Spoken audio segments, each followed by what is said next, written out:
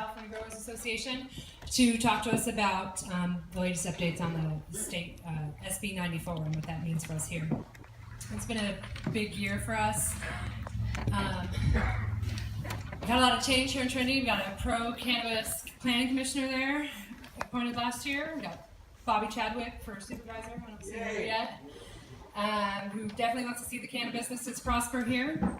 We've got a lot of regulation. A lot of you are in your second year with the water board. And we have an ordinance, which is not perfect, but it's a great place to start, and it's not a ban. I know there's some license holders here today. And that ordinance is up for renewal next month. So tomorrow it comes up on the supervisor agenda, and they hope to further review it on Thursday, probably at 9, but that's not confirmed yet. So keep an eye out. Trinity's in a great spot here for cannabis cultivation. We already have business here. A lot of you are doing really great things. We have great climate, hot days, cold nights. We have a history of non-GMO, non-pesticide values here.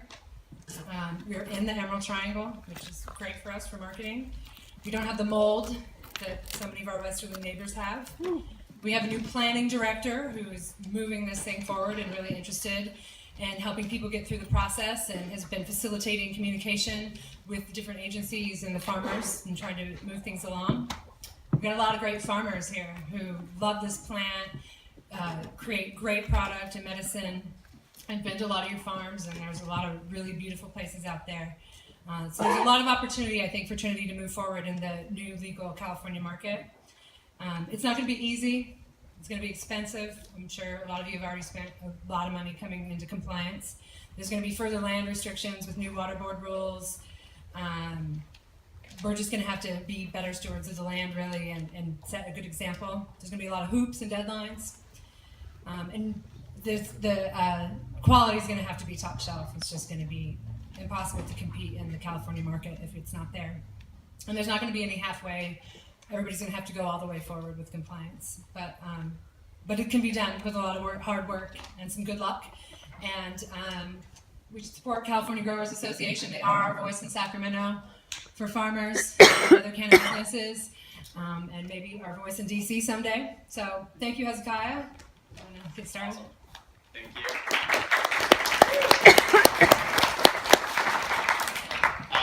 Thank you so much, Deidre and Downriver.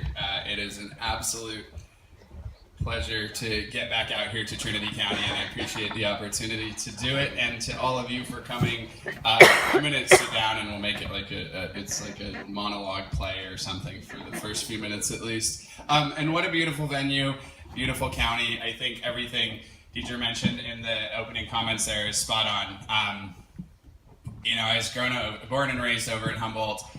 I've worked here in Trinity and in Mendocino County, and now we've got members, and I work in about 45 or so of the counties. But I bet there's a question that I can ask with certainty. I know what the answer that I'll get is. So, which county in California grows the best cannabis? Trinity! Perfect. And I think it's spot on, right? You know, you're out of the coastal element, you're not quite into the dry valley, you don't get the pesticide drifts and the dust, you got nice, fresh, clean air, fresh, clean water.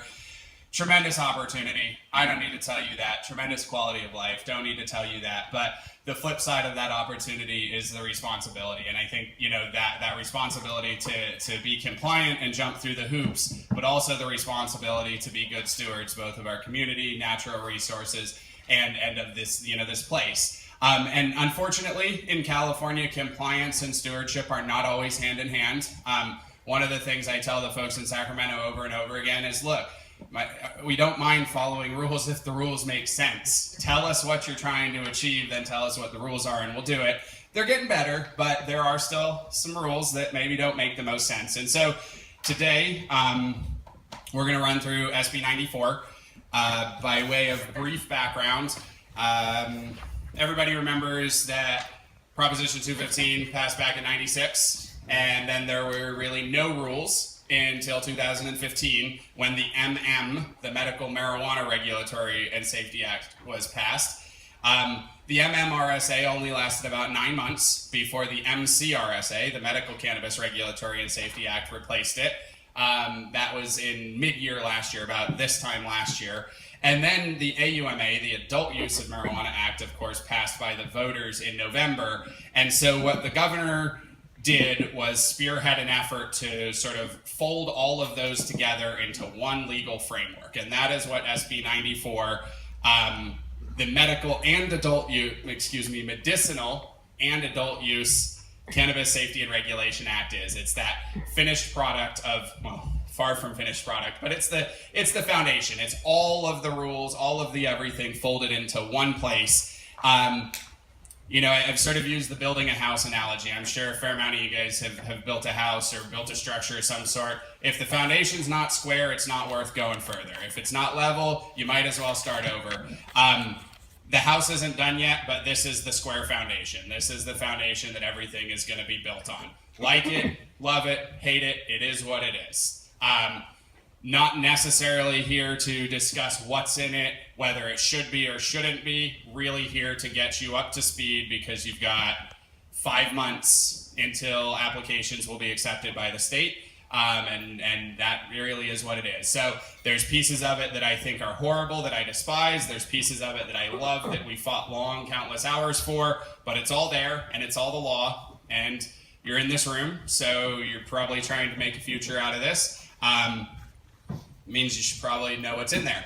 And let me just say, before diving into some of the specifics, a few things. First and foremost, I know I thanked you for being here, but I think more importantly, thank you for your courage. Thank you for being willing to stand up and be a part of this change. Firm believer that the world's not going to get better without us, and I do believe that you being here in this room and being on this pathway is part of that process. We really are bringing this economy that we've relied on into the regulatory fold, and there will be positive impacts that come from that if we're able to navigate those waters. And so, choppy waters, turbulent waters, best way to navigate them is together. And I really just appreciate and thank you for being here and for being willing to get together and to work through this. We have done this, or I have done this workshop. This is the 7th time now around the state.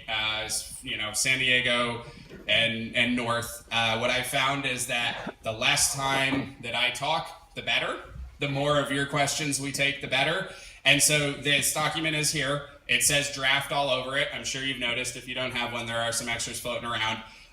It's a draft. Nothing in it is inaccurate, but there are things that should be in it that aren't. And so as we go through today, if there are questions that aren't addressed in this document, I'm going to write them down, and our next board meeting is, I believe, September 11th. I'll have a final draft prepared that includes all of your questions and discussion. And so draft doesn't mean anything's wrong. It just means there might be things that should be there that aren't. So I'm going to run through it quite quickly. But do feel free as we go to interrupt me. It's kind of dim out there, so throw your hands up high or wave at me or something. Don't be shy. Get my attention. Don't mind being interrupted.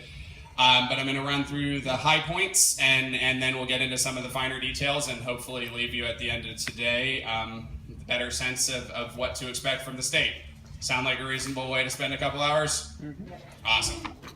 So, with regard to the sort of large framework, the overarching framework, nothing really changed. There are still 3 licensing agencies: the Department of Food and Agriculture, the Department of Public Health, and the Department of Consumer Affairs.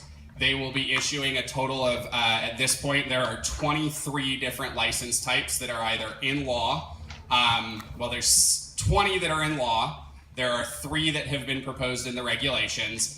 3 of those license types will not be available until 2023. Those are the unlimited scale Type 5 cultivation licenses. Those won't be allowed until at least 2023. So we've got 5 years where the largest single license in the state will be 1 acre. And that will be for outdoor. Mixed light will be half an acre. Here in Trinity County, you guys are like several of the counties that are issuing permits where you've kept it a little bit smaller than that for now. That is what it is. But there are Type 1, 2, and 3 cultivation licenses. The Type 5 cultivation license will be coming in a few years. There's a Type 4 nursery license. In addition to those licenses, the Department of Food and Agriculture is also issuing nursery licenses and processing licenses.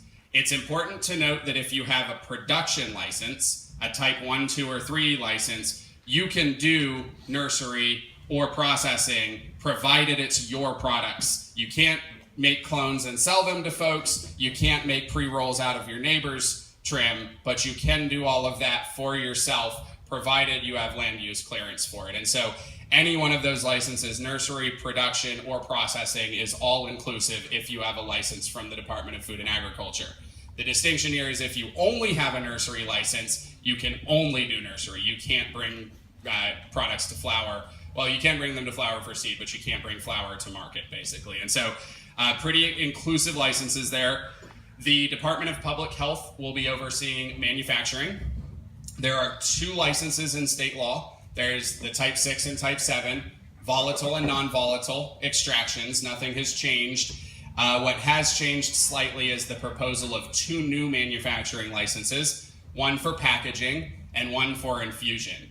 And the way that the Department of Public Health has set up their licensing framework, it goes packaging, infusion, non-volatile, volatile. And as you move up through the ranks, for example, if you have a volatile solvent extraction license, you can do any of the other activities. But if you have a packaging license, all you can do is packaging. If you have an infusion license, you can do infusion and packaging, and so on and so forth. So those are the 4 licenses related to manufacturing.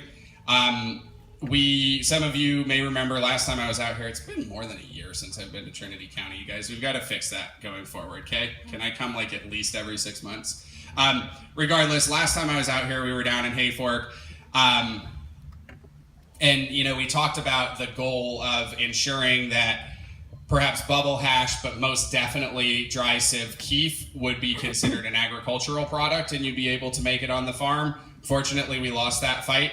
Anything that concentrates the potency will be considered manufacturing. You are, however, allowed to package your products, make them into little baggies. You can make pre-rolls. That is considered an agricultural product, not a manufactured product. So manufacturing deals with anything that concentrates the potency. Anything you do with those concentrates once you make them is under manufacturing. Moving on to the Department of Consumer Affairs. They deal with distribution, testing, and retail. There are a lot of big changes to distribution, which we will get into in more detail in a minute here.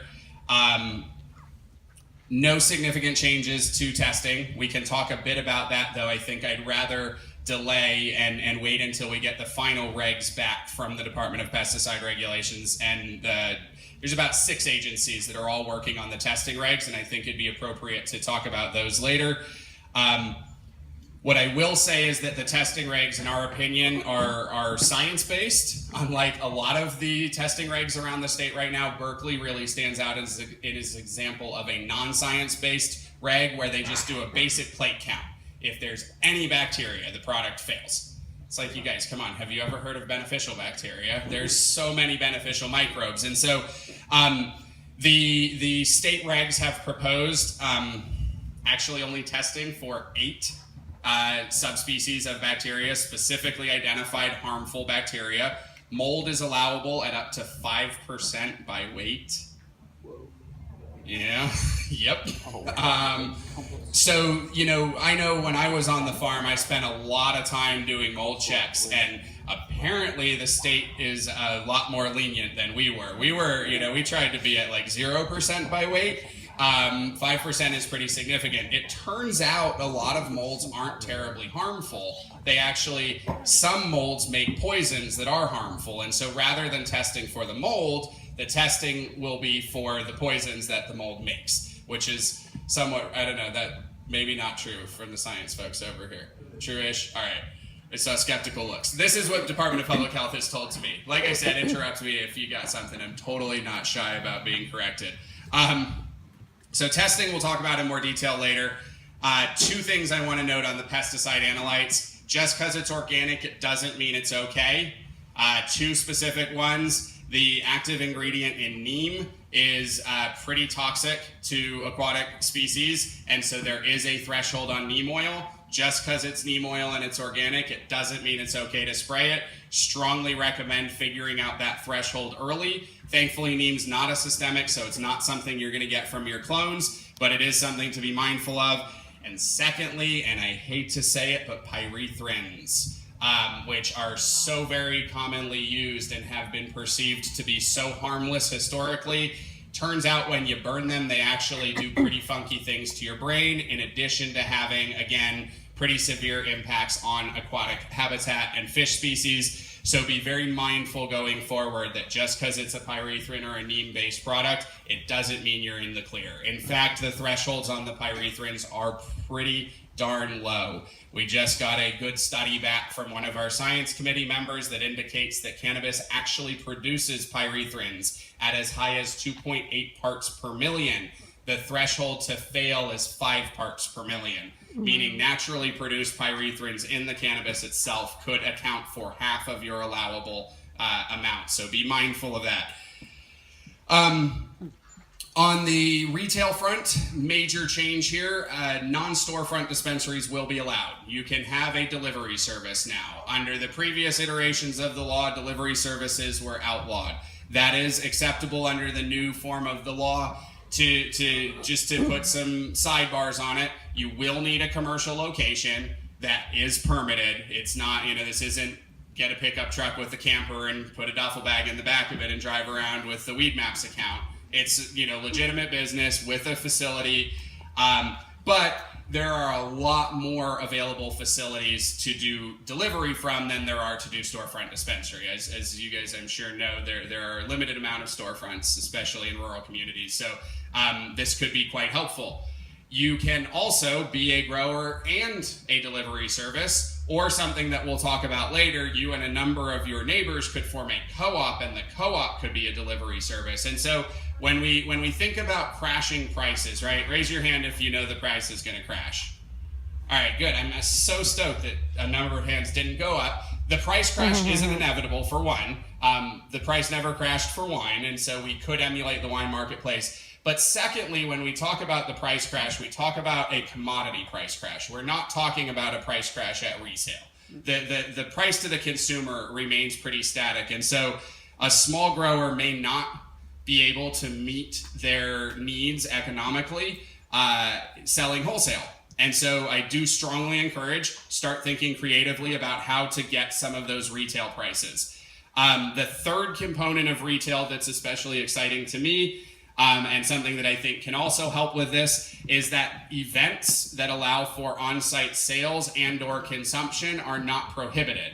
It doesn't establish a license for those types of events, but it expressly does not prohibit the state from licensing those events. Particularly, that is narrowly focused on district agricultural boards. Those are your local governing boards that govern the fairgrounds. In a few counties, they have properties that are additional to the county fairgrounds. But generally speaking, I think this is a really good sign. It's being acknowledged that direct consumer sales, events, and on-site consumption is really about the relationship with the farmer. It's not just about having a festival where people go buy it and consume it. It's about going to the fairgrounds, meeting your farmer, getting to know where the product came from.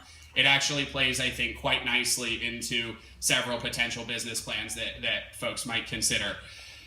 So that is the retail segment. A bit more diversity there with an allowance for non-storefronts and an allowance for events. Distribution is, of course, a fun topic to talk about. Let's just show of hands. How many people are familiar with the changes that have taken place to distribution? Awesome. We got a couple. So, I'm going to start with the MCRSA and just run over the way things were proposed to work under the medical regs. So, distribution was two things. It was mandatory and it was independent, meaning that every gram of product had to go to a distributor prior to going to the marketplace. That distributor had to be a separate business entity. It could not be owned by the grower or the manufacturer. So, what changed is that now every gram still goes to the distributor. We'll talk about what the distributor is going to do and why, or why it was explained to me. But if you have the capital and you have the location, you can now be a retailer and a distributor, or a grower and a distributor.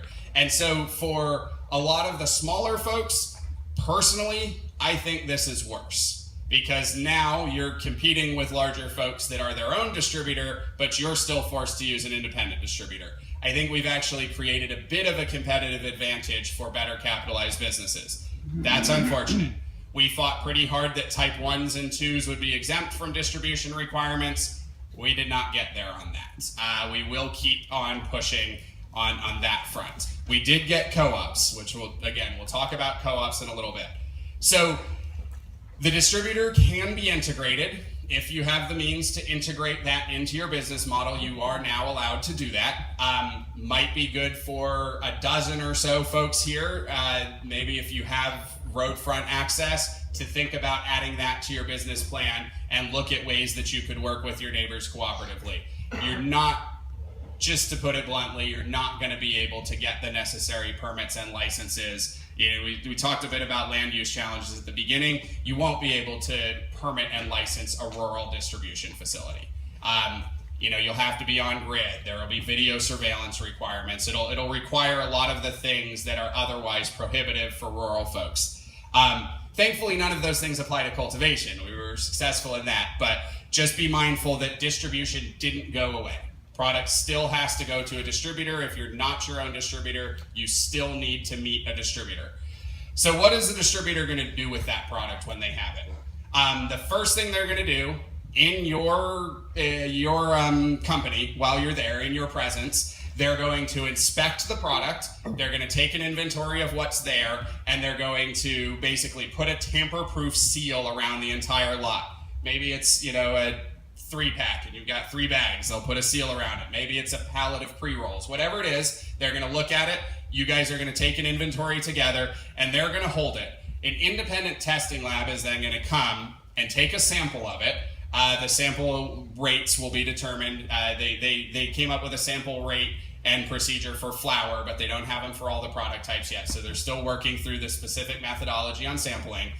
The testing lab will take that sample. Keep in mind your product still has a tamper-proof seal on it. They'll take it, and if it passes, they'll cut the seal off of it and they'll put stamps on it. When they put the stamp on it, they pay the tax on it.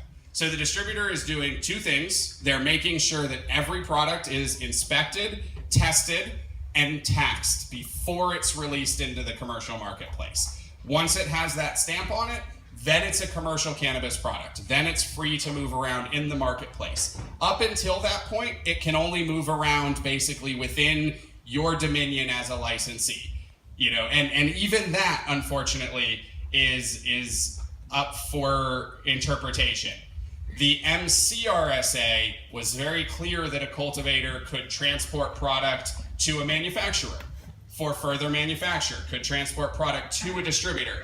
The MAUCRSA unfortunately says very clearly that all transport shall be conducted by a licensed distributor.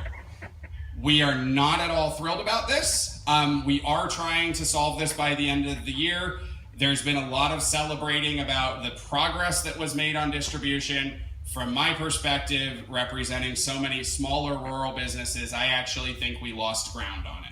It's going to work really well for the people that have the facilities to do both. For the rest of us, it actually got a bit worse. We can't get the products down the hill anymore like we could last year. We do have pretty good feedback from the governor's administration that they are willing to engage with us on this one. We were successful in defining what it means to enter the commercial marketplace. So there may be a space here where, you know, a raw product, that's not a commercial product. That's non-commercial transport. Commercial transport is distribution, but non-commercial transport, we hope, will be able to be conducted by a manufacturer, by a cultivator.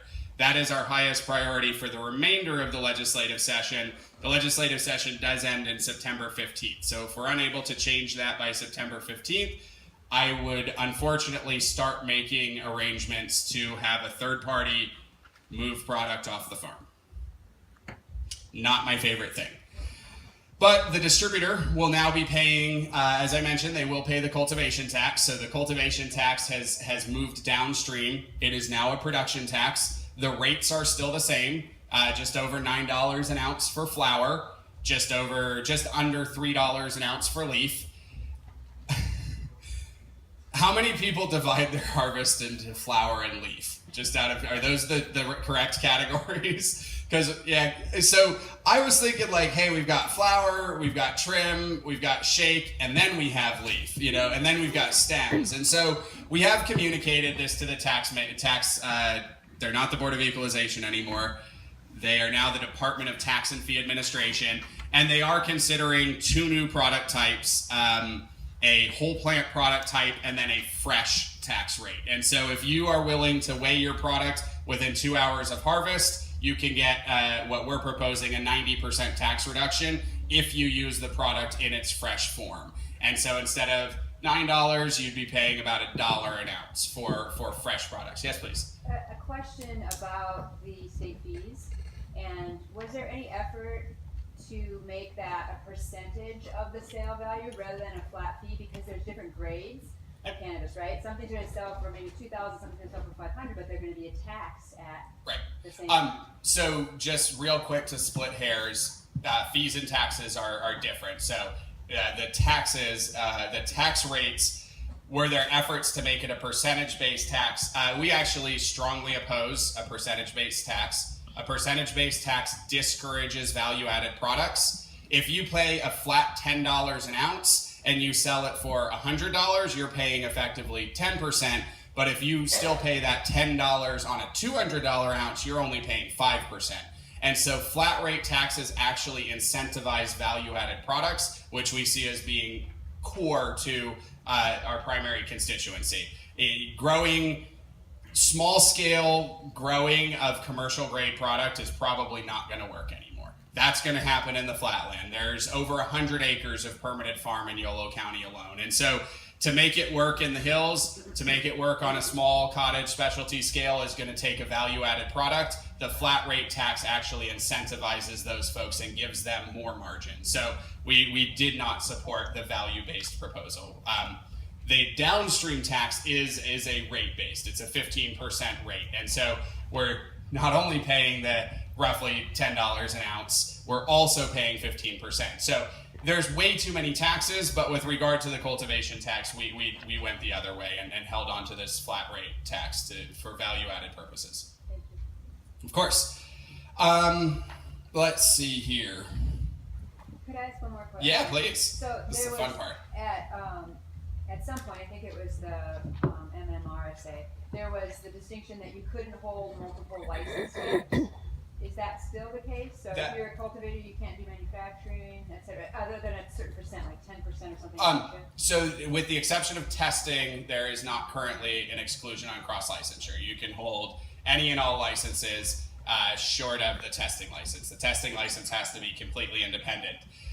There is more rigorous language for disclosing. The other day, we got an early walkthrough of the licensing software. The Department of Technology has a advisor group, I don't know what they call us, and we actually got to log in and see it.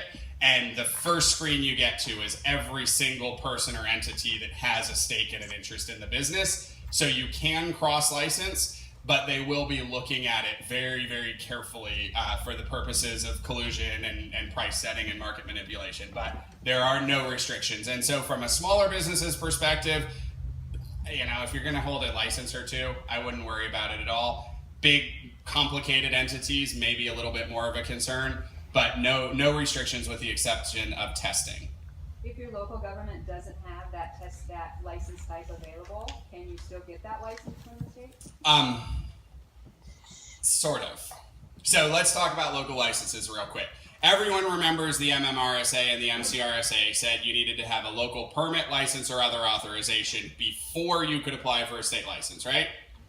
Now it says you can apply for a state license as long as you're not in violation of a local ordinance. Sounds similar, but there is a bit of a distinction there. And so, for example, if the county does not have an ordinance, if the county doesn't ban processing, you are not operating in violation of an ordinance. And so there is a bit of a gray area there. I do strongly discourage operating in that gray area. I think you're much better off actually having a permit, but particularly for counties that are working on their ordinance, or if it's a temporary problem, there is some room there. And at the end of the day, if you're not in violation, you are an eligible applicant and can be issued a license. So things shifted a bit on the local level. Yep. They're going to apply for recreational and medical? This is across the board. We're talking about both here. Good time to mention though that licenses, let's say you get a type 2 mixed light, it will either be a type 2A for adult or type 2M for medical. Right now, you can't have them be the same 10,000 square feet. So if you've got one 10,000 square foot greenhouse, you can't have that be both. That's our second highest priority after the distribution stuff. We would really like to see one facility, one greenhouse, one cottage grow, whatever it is, go either way. You will, of course, have to pay double fees because technically you're holding 2 licenses, so super fun. But we have, again, a high degree of confidence that it will be type 1A, type 1M can be co-located. Whether or not you can do type 1A and type 6M, that we think is a little bit more shaky. But at least if you have the same number, the A and M licenses we do expect can be co-located. And with regard to the locals, if the ordinance doesn't expressly prohibit adult use activity, there's a good chance you're still an eligible applicant. A lot of the first wave ordinances applied to medical only, leaving a big empty space for adult use. Technically, you are still an eligible applicant in that case. Yeah. So who has the authority to determine if you are in violation of the law or not? Is that local or state? Because here's the difference, is it if it's local and local come out and inspect you and they give you a permit, but then then the state comes down and rips your plants, who has that authority? Because that's really what it boils down to. So the Department of Fish and Wildlife is not actually reporting to anyone right now, so anything that they're doing doesn't count, unfortunately. We have, I'll answer your question directly, but first I'm just going to give you the brief update on how we're interacting with Fish and Wildlife. Essentially, I sent about a dozen blanket oppose letters on legislation this year. We went out of our way to oppose anything that had to do with the Department of Fish and Wildlife. And we said, unless and until the agency shifts its culture to be solution-oriented and collaborative, we do not support any expanded authority or responsibilities for this department. We called for an oversight hearing. We've requested that the Joint Committee on Aquaculture and Fisheries convene a hearing like they did in 2015. And I want 10 minutes to tell them everything. We've got an extensive folder. It's not just Trinity County, an extensive folder of actions that the department has taken that do not seem entirely consistent. I'm not going to draw any conclusions. I'm not going to judge them. What I want to be able to do is put that in the public record in front of the lawmakers and have them answer for it. If there's some strategy here, if they're doing something that's not making sense to me, I'd love to be proven wrong. As far as I can tell right now, they're sort of behaving as though they're the last vestige of the prohibitionist culture. And so, we're trying to move. I'm all for keeping our fish safe. Believe you me, that's like most of the reason why I'm in Sacramento is to keep our rivers, A, keep them here, and B, keep them clean. And so, I'm all for it. If they're keeping the fish safe and they're keeping the rivers clean, go get those plants. That's not what I have observed thus far. What's that? Precisely. Yeah, a bit of a buffer. Yeah, exactly. Like, I'm all for it. And we don't want knuckleheads on our driveways either. Like, totally down. But prove it. And let's talk about it. And until we do that, and the thing is this is a long Department of Fish and Wildlife tangent, isn't it? When we agreed to support SB 837, which was the bill that made the MCRSA, that's when we changed it from MM to MC, I sat with Director Chuck Bonham for an hour and a half, and I told him all of this. I told him that we don't have a high degree of confidence. We don't trust that you're going to chop plants down only when there's a need to. We don't trust that you're going to call us, send us a letter, all of the things that civil enforcement does. And he said, we're going to do better. And we made eye contact and we shook hands. And we said, great, then we're going to support the bill. The framework sounds great. How you implement it and enforce it has a lot to do with what it looks like on the ground. We made that agreement. We shook hands. It was good, but it's not so good. at least as far as I'm hearing. I'm judging from the question that you're in the not so good category and that they've been a bit out of line. So we are very hopeful that this oversight hearing will take place. Senator McGuire, Assemblymember Wood, both your representatives are chair and co-chair of that committee. I think there's a real good chance that they will convene that hearing. Strongly encourage you, if you're feeling activisty and you want to do something, send them a quick note and say, hey, we'd really like to see an oversight hearing convened on the role that Fish and Wildlife is playing. If you want to, you can reference our request and say we support Cow Growers' request for an oversight hearing, or just do it on your own. But it would be great for the two of them to hear from a number of you about concerns. Advise you to avoid saying that the department did anything wrong. We have concerns and we would like the opportunity to ask questions and hear answers. It's very, very problematic to the lawmakers when we jump to, they chopped them down and they shouldn't have, and there was no problem, blah. And I know, I've been there, I've been passionate too. It's really, really tough to lose your crop. Trust me. Take a deep breath and present it as factually as you can, and the lawmakers are going to respond a lot better. I can tell you this with certainty. They both know that there are concerns and they both are paying attention. Encourage hearing it from you would help. Question or yeah? What committee was that you were? It's the Joint Committee on Aquaculture and Fisheries. So it's a select committee. They don't technically have decision-making authority, but they tend to be where Fish and Wildlife goes to answer. It was actually the 2015 joint informational hearing that this committee convened, where we started sketching out the stormwater water, small irrigation registration approach to cannabis. And so it's been a very good committee for us. I think it'd be great to go back there. But Joint Committee on Aquaculture and Fisheries. And who's on that committee again? Just again. Senator McGuire and Assemblymember Wood chair it. It's a joint committee, so there's folks from both sides. I could probably rattle off all 8 of them. I don't know what that would demonstrate other than that I don't have a life, so I'll probably skip it. But Wood and McGuire are both worth reaching out to, and they both represent Trinity County. They both are leaders on the issue. And so the original question, I actually forget now that I talked about. Who has the authority? Who has the authority? Oh, state and local. Perfect. All right. Very good. Good memory. If you submit an application, the first thing that the licensing agency is going to do is look at it, see what county you're in, see what you're proposing, where you're proposing it. They're going to call the county and say, hey, we've got an application, APN number, proposed activity. Are they in violation? What I have been told is if the answer is anything other than a clear yes, they will put it into the stack and keep processing it. And so if it's, well, we haven't really dealt with TPZ and we're not really sure, that's not a yes, they're in violation. That's a keep processing. Obviously, the county is going to get enough calls and they can pass moratoriums. They can close that opportunity very quickly, but technically speaking, if the county or city says anything other than yes, they are in violation, they will continue processing you. And the state will then ask them to substantiate that. What are they violating?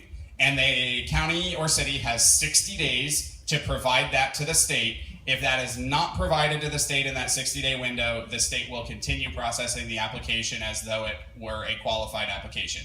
Doesn't obviously mean you get your license, then you got to go through all the other things, but that is the shift in threshold. The state is actually not allowed, expressly prohibited from asking you to supply a permit. You're allowed to supply a permit if you want to fast track the process, but the state is not allowed to ask for your local license under the new law. Why? Why? Because the voters were a little bit more aggressive than the legislature.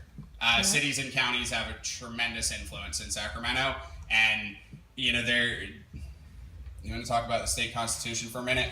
Yay, let's do it. So California was actually a network of city-states prior to being a state. And so you go all the way back to like the 1700s, before the US was even a country, we had a number of functioning city-states here in California.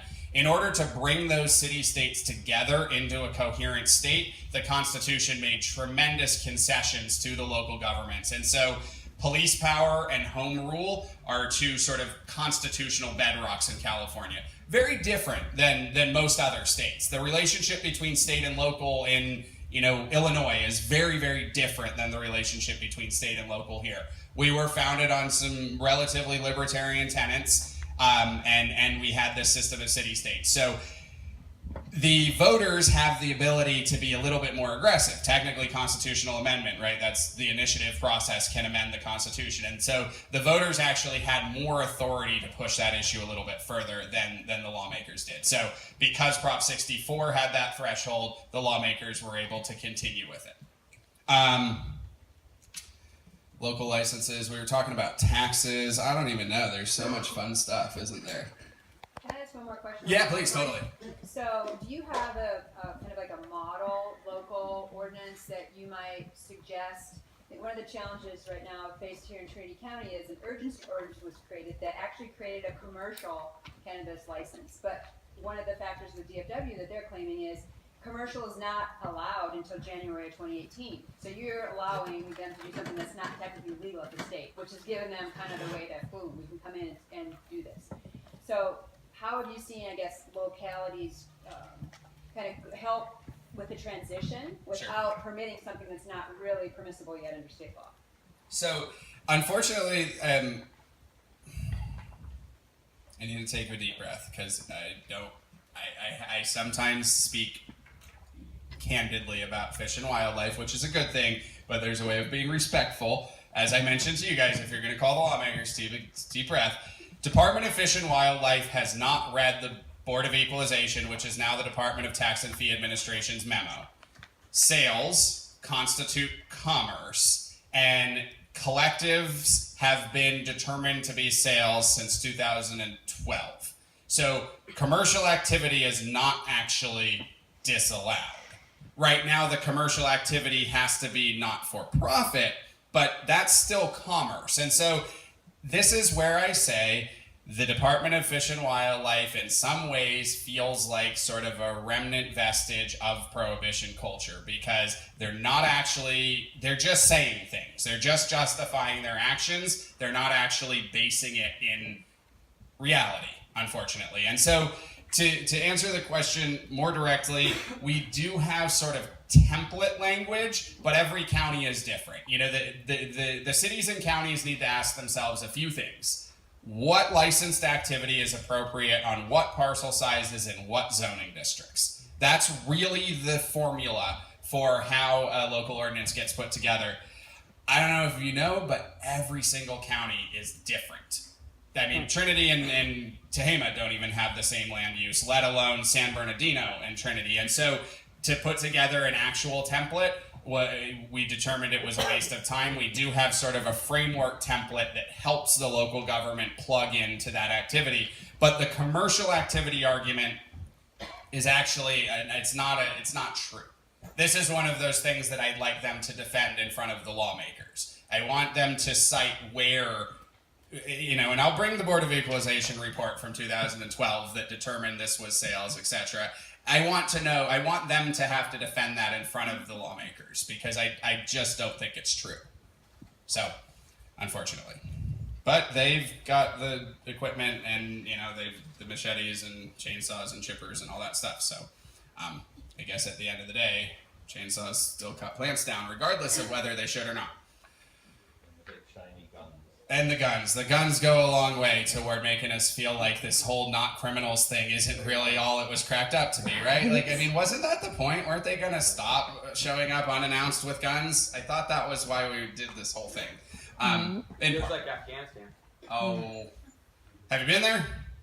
Thank you for your service. I won't comment then, but thank you for doing that. And I appreciate you speaking from a place of perspective. Yeah. It's not civil. It's not the way you treat your neighbors in a small town. Let's see, where did we leave off here? Let's talk about co-ops briefly, shall we? So anybody here know what a collective is and think that collectives and co-ops are the same thing? Sweet, no hands. All right. So collectives were pretend. That was what the dispensaries made up in the absence of regulation to help allow folks to grow for them. Basically, you'd become a member of the collective, and then you could sell to other members, but you couldn't actually make any money, right? You could only pay yourself for your time and your supplies. So that didn't exist in law anywhere. There's no state law that established that. SB 420 sort of alludes to it, but by the time the state government realized that we were organizing ourselves this way, it was about 2010, and at the time, Governor Brown was the Attorney General. He actually referenced the dictionary when he defined what a collective was, because it just didn't exist in law. He referenced Merriam-Webster's in the formal regulatory document. That's a big part of why we had the MMRSA in the first place, because collectives weren't real. And so they're all going away eventually. That's part of what licensure will replace that collective defense, right? The collective was really just a defense you could use in court. The licensing framework actually makes you legal, so you shouldn't go to court, is the theory.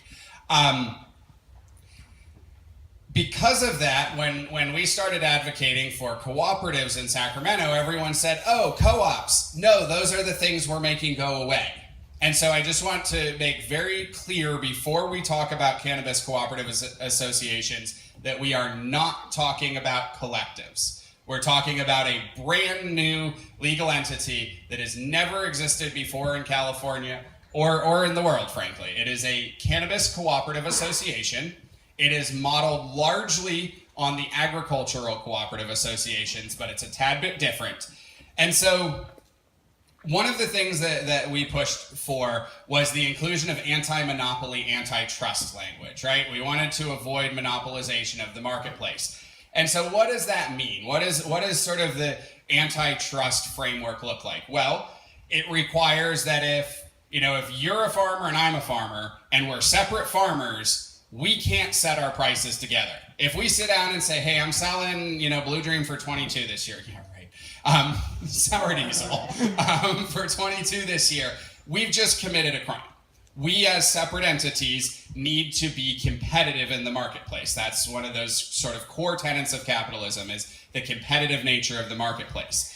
And so if you and I are both growing a 1/4 acre, but there's somebody growing 100 acres, obviously they get to set prices for 100 acres. And so they're able to influence the marketplace much more significantly without crossing one of those lines. Thankfully, 100 acres is off the table, at least for the short term. That's a good thing. But even so, conceivably we could have licensed farms as high as 4 acres under the proposed regulations. You've got a cottage grower with 2,500 square feet. You've got a big grower with 4 acres.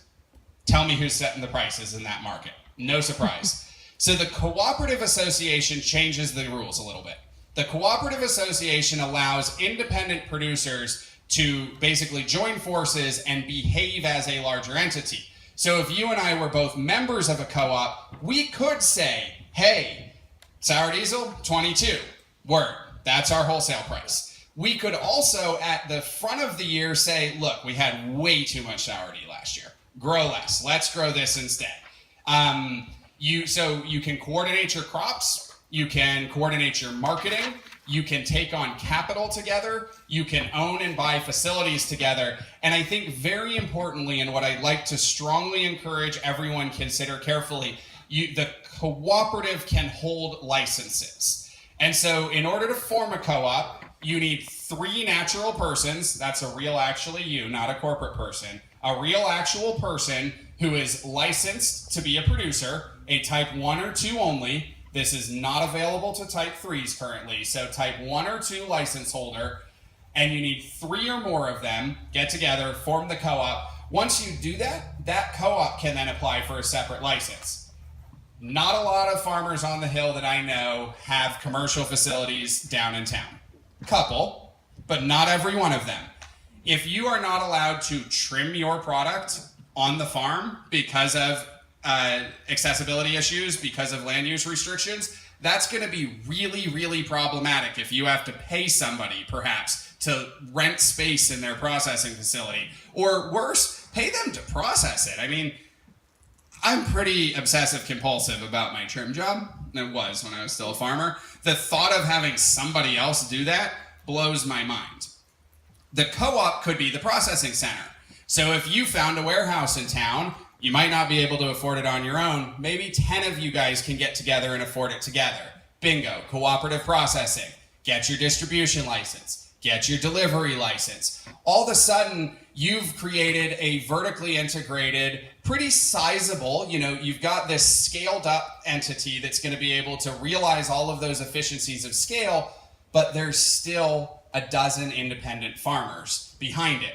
And so the entire premise here is that independent farmers can realize the benefits of scaling up without giving up their farm. Couple limitations here. We mentioned that it's for type 1s and 2s only, so nobody larger than a quarter acre of canopy can get in.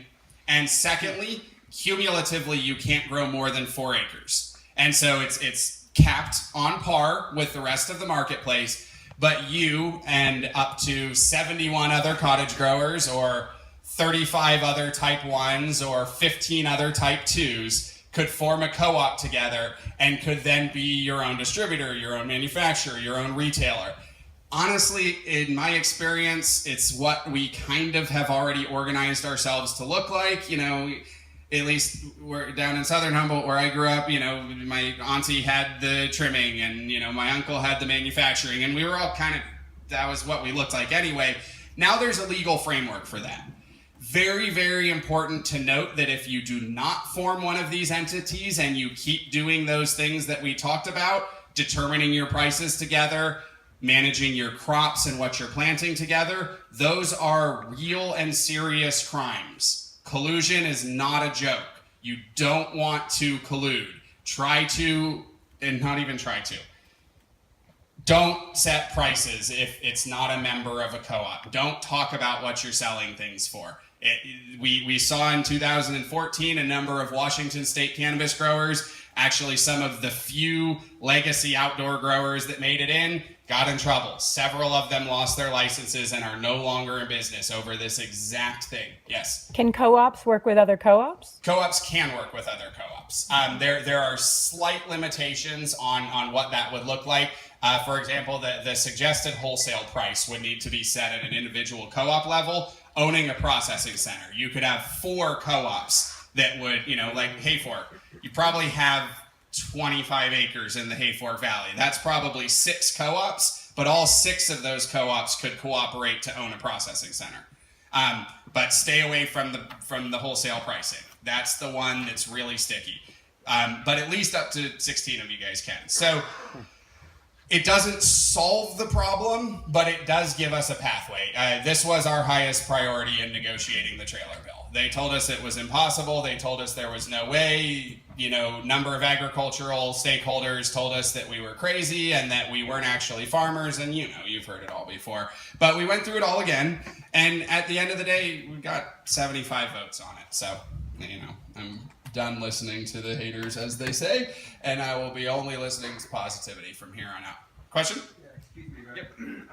There are quite a few dispensaries in San Jose and San Francisco, and I've heard from them that if you don't get a license and you try to come back and sell to them like you were, they're not going to be able to take it from you.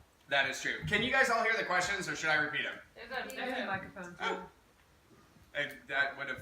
I should have been more formal and structured. Hey, can you hear, though? Repeat the questions? All right. Project more. If you've already sold to a dispensary and you're already a member of that cooperative, are you still going to be able to do that if you belong to a cooperative, let's say in San Francisco or San Jose? So those cooperatives that you already belong to are going away. Those cooperatives will not exist much longer, and this new type of cooperative will replace them. And so the question, if you're already a collective member, you've been going down there, you've been selling them product, can you keep doing it if you don't get a license? Absolutely not. Starting January 1st, 2018, licenses will be available. 1 year from the issuance of the first license, the collective defense will sunset. So collectives will go away as early as mid-January of 2019. I think it could be as late as June or July of 2019. I think there's a high likelihood that the state will issue temporary licenses for the first few months and that they will delay issuing their first permanent state license, but 1 year from the issuance of that license, that collective model will go away. And so up until that point, you can continue as you've been doing, but it will be a hard and fast stop at some point there. The other thing to note is just because you're a member of a collective, if you continue to engage in that while you're waiting for your application to be processed, you are subject to the tax and testing requirements. And so you do need to figure out a way to ensure that taxes are paid, which, by the way, yes, the taxes apply to medical as well. And you will also need to make sure that the product is tested according to the state regs. So those regs kick in, as far as we can tell, immediately on January 1st, 2018, testing and taxes. Full licensure and the sunset of the collective model will be a bit delayed, but definitely don't plan on that being around much longer. So in other words, it's better to form your own cooperatives with 10 or 15 people that you really like, and then go from it in that angle. That way the cooperative will have the power to go and market the stuff. Yep. And to set the price and the trimming and all the other stuff that goes along with it. You know, I can't tell you what's better. You're going to need to make decisions on your own. I can tell you if I were still in the marketplace, I would be, the last time I was on the ranch in 2012, we had 8,600 square feet, which I know was massive back then. It's small fish compared to what I've seen now.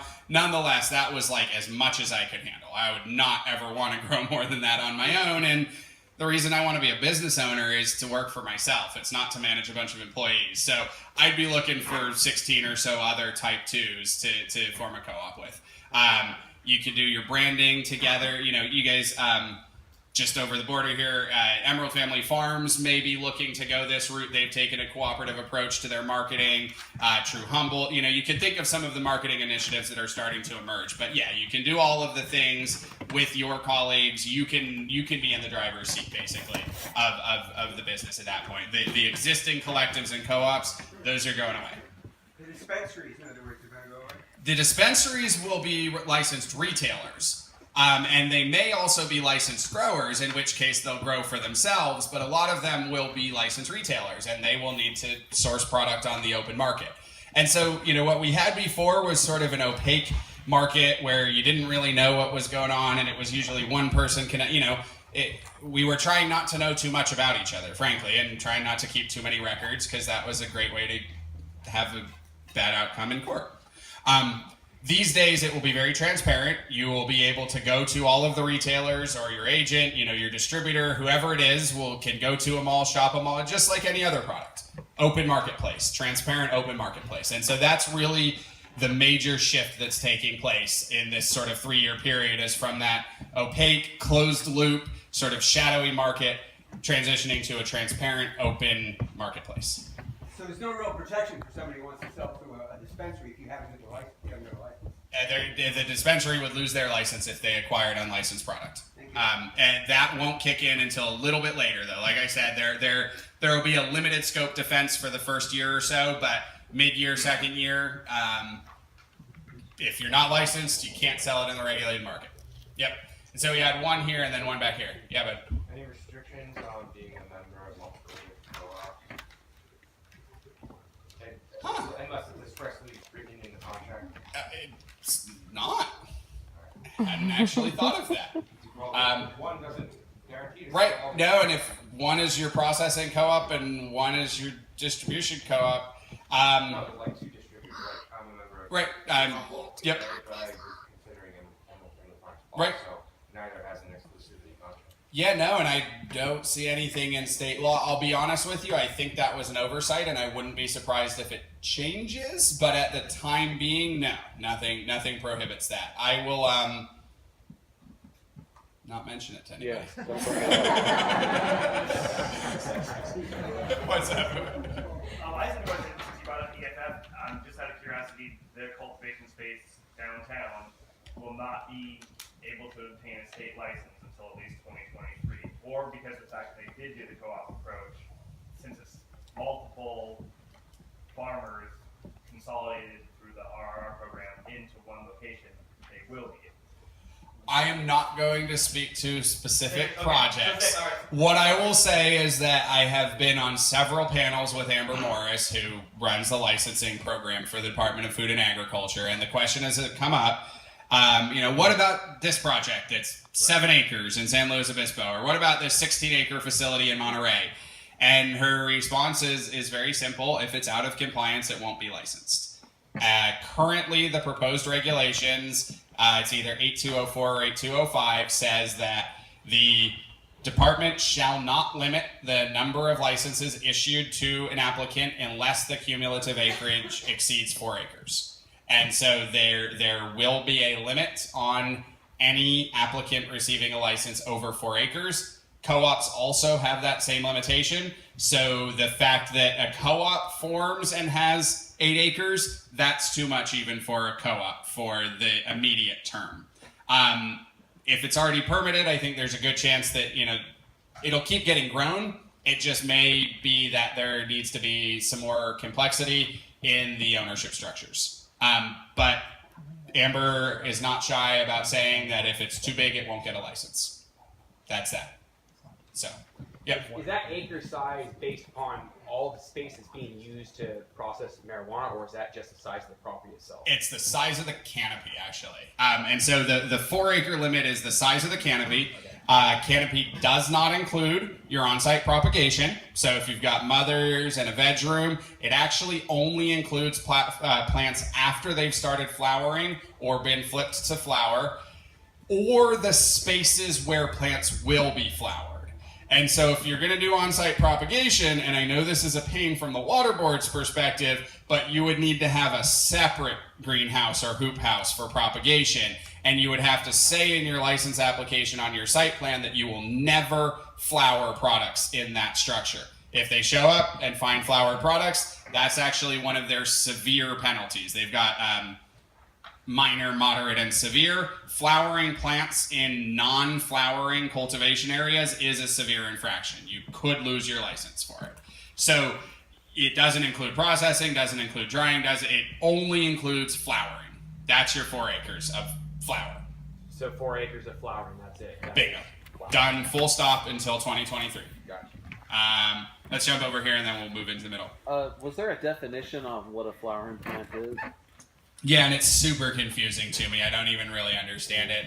It's like length of, what are the things that the female flowers make? The pistil. Bingo. Half-inch pistil. Yeah, they grow hairs. Yeah, but exactly. And so half-inch pistils is considered flowering. Pre-flowers, right? It's like, that's pretty far into flower, right? I mean, what's that? Okay, no, that's all right. I'm sorry. Just splitting hairs. It's all right. Yeah, I think that clears it up. And they know that this definition is going to have some hair split on it. I would advise err on the side of caution. You know what a flowering plant is. Don't put a flowering plant in your propagation nursery.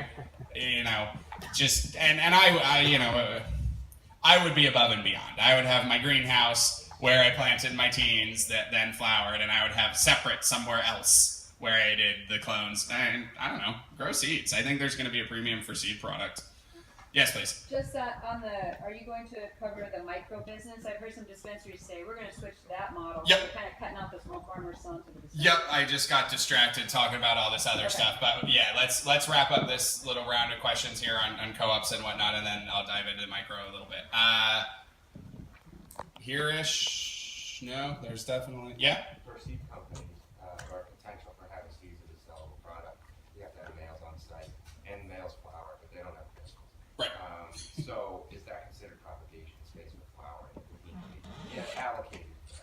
So the question was about seed making and how that relates. Obviously, you have to flower plants to make seeds. You have to bring them full term. Right now, there is no allowance for that. We have raised the issue.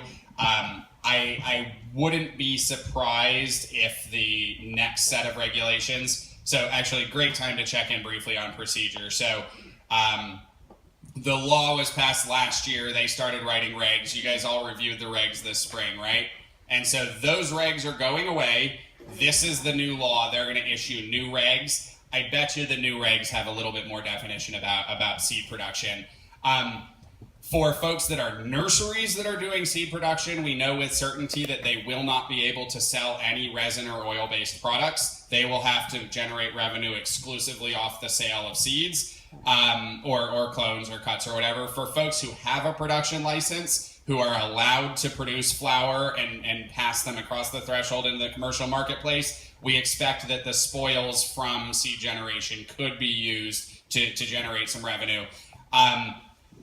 My expectation, and this is totally speculation, so, you know, in one ear and out the other for now, give it another month or two. My speculation is that we will see a percentage ratio of propagation area. So if you've got 5,000 square feet of flowering space, maybe you get 10%. So you get 500 square feet of propagation. I think we will see a cap on propagation area with the express purpose of making it more flexible for folks who do want to bring plants to full term, but who, you know, are seeding them. So we've raised the issue. They seem to get it. They seem attentive. We showed them some males the other day. We showed them what flower seeded bud looks like. You know, I think they get all of the pieces. So I have a pretty high degree of confidence that they will figure out something that works for folks. And for folks who are production growers who want to make their own seeds, basically. If you actually want to be a breeder, I'd encourage the nursery license, and they're a little bit more detailed, and expect them to be very much more detailed by the time the regs come out, probably mid-September. Yeah. While we're on seeds, I was wondering, in the definition of a batch, are individual F1 seeds going to be considered a batch by themselves, or the whole, you know, lot of F1 seeds a batch? The whole lot. Yeah, no, and actually, you'll get to do a lot of shaping what the batch is with how you interact with the track and trace system. What's most important is that the plants are basically fed and treated for pests the same way. The genetics are slightly less important to the regulator's perspective, and so you know, honestly, even Blue Dream cuts from 2 different mothers will be fine. Different seed, you know, you'll get to define that. If you want to go super craft small batch and you want each individual seed to be a batch, go ahead and do it. Maybe there's a private reserve, market premium, whatever, but It's just testing was going to get expensive if it was each one. no doubt, right? $400 testing on each plant. Yeah. And 400 is probably low. Yeah, no, totally. You'll get to define that a little bit. We do expect the 10-pound batch, or 10-pound lot to remain consistent. The batch can be larger, but we do expect the sample rates to be built around a 10-pound maximum lot. Yep. Regarding measuring cultivation area or canopy, and with regard to the state, and let's say greenhouses, would the greenhouse itself be, each individual greenhouse would be the cultivation area or canopy of that, or would there need to be a fence around the whole lot of greenhouses? So if you've got, let's just throw an example, maybe you've got 2 20 by 60s, 2,400 square feet, you want to be a mixed light cottage grower, totally fine. You can have separate polygons for folks who use GIS. You can have separate structures or separate perimeter fences, provided the cumulative square footage is below the threshold, and provided that it's easy to measure. They actually want to be able to measure using Google Earth. And so they want corner posts. If you've got a perimeter orchard fence, put a red tag on each corner. If you've got greenhouses, those are quite easy. I don't know if you guys have looked at Google Earth lately. It's quite easy to know exactly what everybody's doing. Super awkward. I remember, actually, it was Google Earth's updated satellite imagery when I was like, oh, dude, I need to move to Sacramento, because all of a sudden I saw what was going on when they updated the imagery. So they want to be able to do it with remote sensing. The actual measurements and fact checking, they don't want to have to send somebody out just to do measurements necessarily. They are not going to get into pi r squared on each plant. Don't just let go of that. This is not a canopy radius measurement. This is a flowering area measurement. Make it easy for them. They'll like you for it. It could be 5 1,000 square foot terraces, provided each one is clearly marked. It could be 1 5,000 acre orchard, whatever it is, as long as it's easy to measure and it's less than the cumulative. These canopy, how they're gonna measure them? Is that in stone yet? Depends. Like for instance, say I had a 10-acre greenhouse in Salinas. And a bunch of different ownerships of 10,000 square foot lots. Is that going to be possible? Is there a loophole for these mega greenhouses down there to still function after this all comes down, or are they going to be out of business? Man, you're what? on point.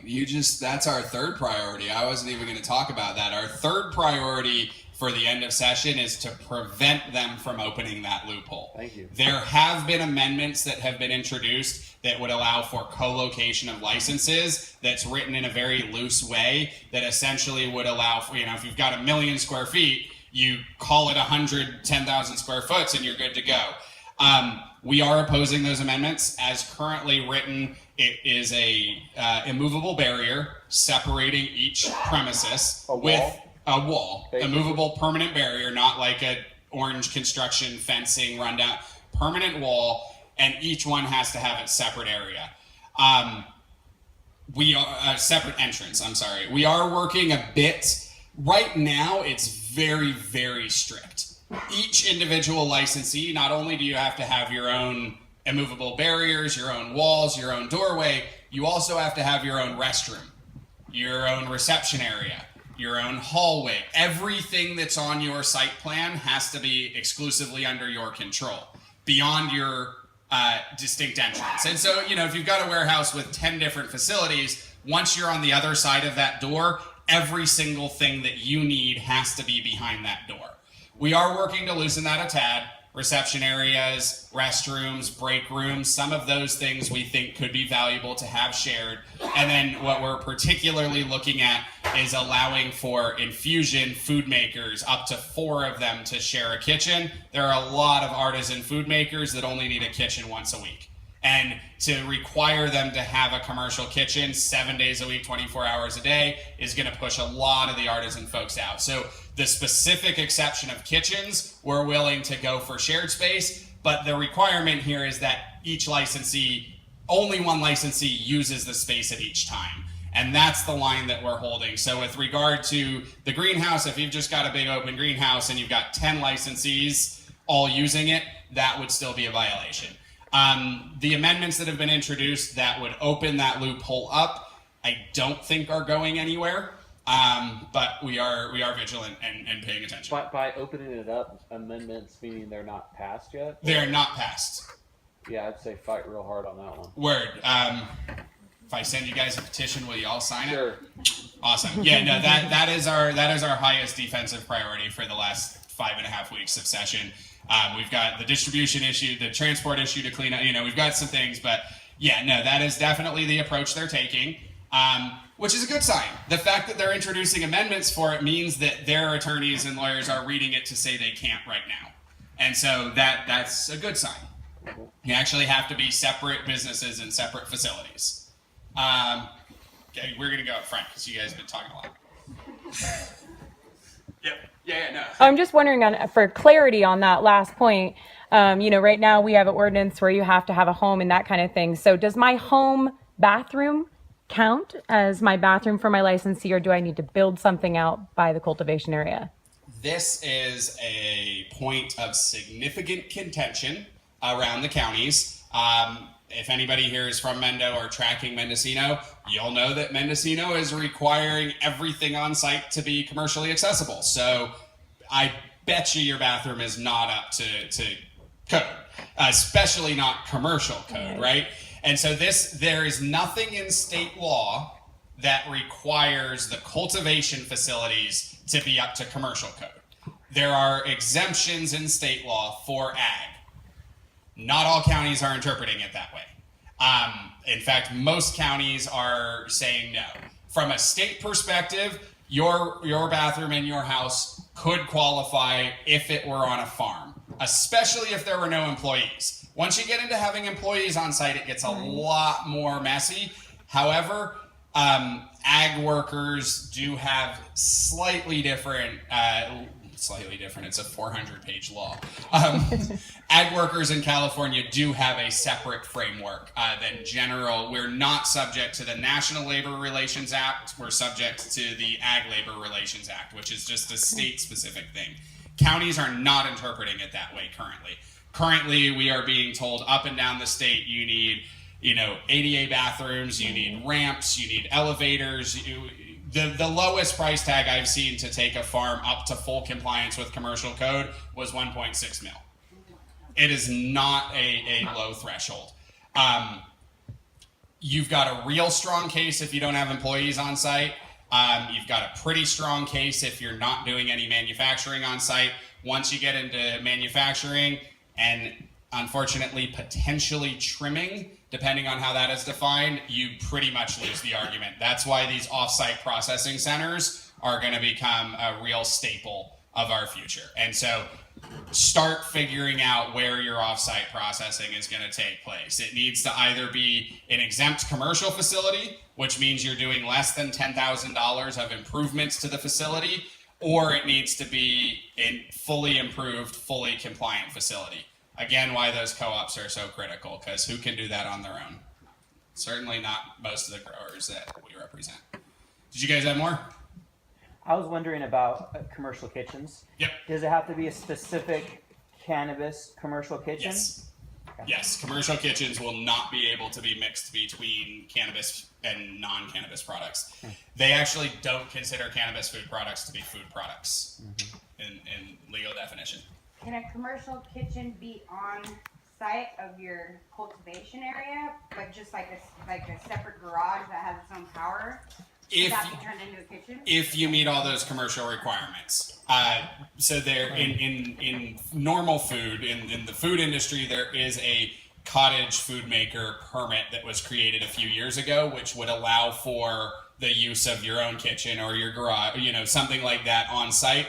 That is not currently available to cannabis infusers, and so for the time being, no. Full commercial facility. If you happen to live, in town and you have a commercial coded structure, then yes, but only if that happens to be your garage. Otherwise, no. You'll need to be somewhere in town with full access, etc. Alright. Yep. So I'm slow. So just to clarify what you're saying. So basically, what you're saying is all the business Denver, Colorado is making, as far as having restaurants open that are making tons of money infusing marijuana into products, we can't do that yet. That will not be a thing here in California.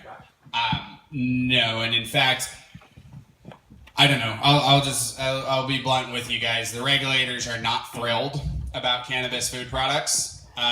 Pick another medicine that you put in food. I had a pretty hard time thinking of one when they put it to me that way. Yeah? What about like a coffee shop paradigm?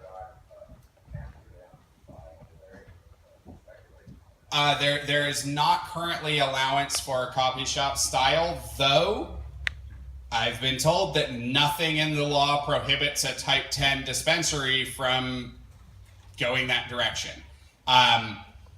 We've definitely talked about it with the lawmakers. They know that it's something that's not... I expect more clarity coming soon on that one.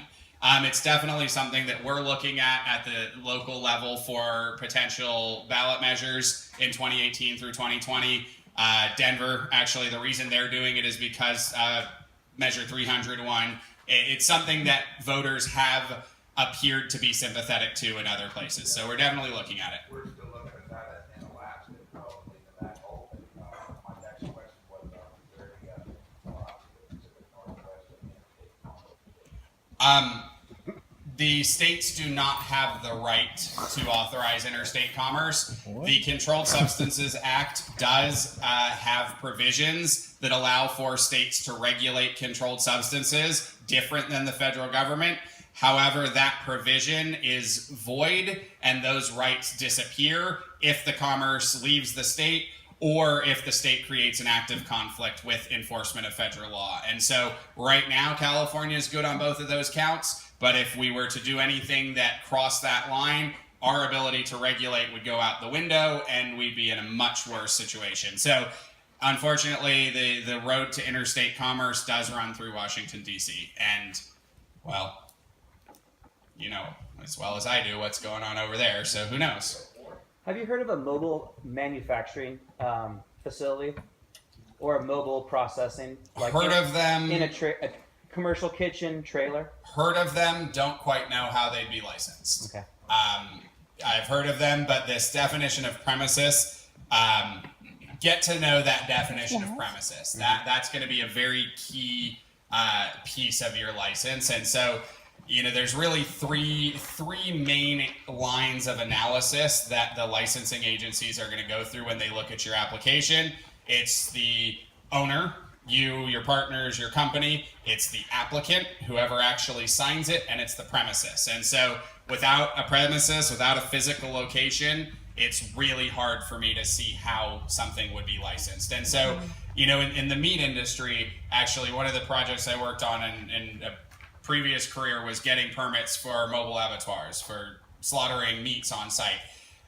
Even to process chickens on site, it was a huge headache. We had to go change a couple laws to make that work. And so that will be something that we will need to take up again in the future. Right now, there is not currently a process for that. Yep. What about on-site sales or like tasting, like wine tasting type? Microbusiness. You'll need to get a Type 10 license. Any sales at all need to be through a Type 10 retail license, and you'll still have to work with that distributor. So products can't get from a 1, 2, or 3 producer to a Type 10 retailer without going to a Type 11 distributor. Even if it's on site.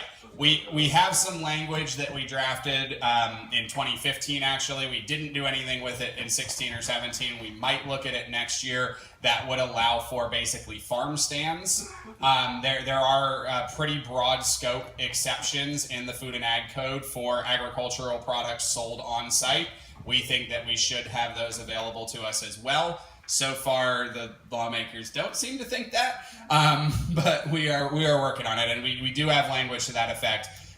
We saw basically co-ops, events, and farm stands being sort of the 3 pillars that small farmers would need to stand on. Co-ops and events, and so this farm stand on-site sort of application is next. In the meantime, if you can get a Type 10 license, you might go that route. But what we were just talking about with the restrooms and the accessibility, the threshold for those Type 10 retail licenses, if they have public access, the threshold is much higher.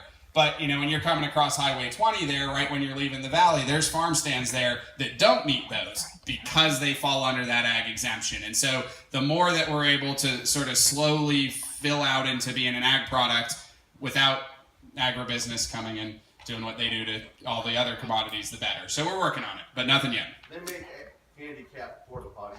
They do? Actually, that's a good point. And there's nothing saying you can't use them. I see that a lot. Yeah.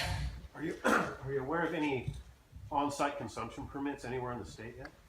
There's one in the Bay Area.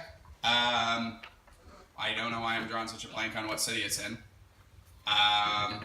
There's one, at least. Is it? Yeah. Spark. There you go. And then I think, isn't Magnolia went that way too? Didn't they just get their permit? Yeah, so there's a couple. And actually, I know of a third one. I don't even know if I want to. How many folks remember California Cannabis Voice? Word. All right, so actually one of the founders there is working on a consumption lounge in the Bay Area as well. It's gonna probably come down to local permitting. And the Bay Area cities are the most progressive sort of on this issue, so that's where we're seeing that activity really most. There's something I was going to talk about once we got Microbusinesses. Microbusiness, bingo. I appreciate you guys for having a better memory than me. I'm having way too much fun talking with you guys and forgetting all about stuff. So, the microbusiness license. The microbusiness allows for, this is a single license that you can apply for. It allows for up to 10,000 square feet of cultivation. It allows for non-volatile extraction. And, as we talked about, that would also include infusion and packaging. And it allows for retail, all with the one license. You do have to demonstrate that you are meeting the requirements. And so it's not like you just get to make one phone call, one application. The application will probably have an addendum that goes to each of the agencies. So it'll be a little bit more rigorous, perhaps, than just a cultivation license would be. It does appear to restrict the microbusiness to only retailing their own products. And so this is where it could be challenging for an existing dispensary to go this route.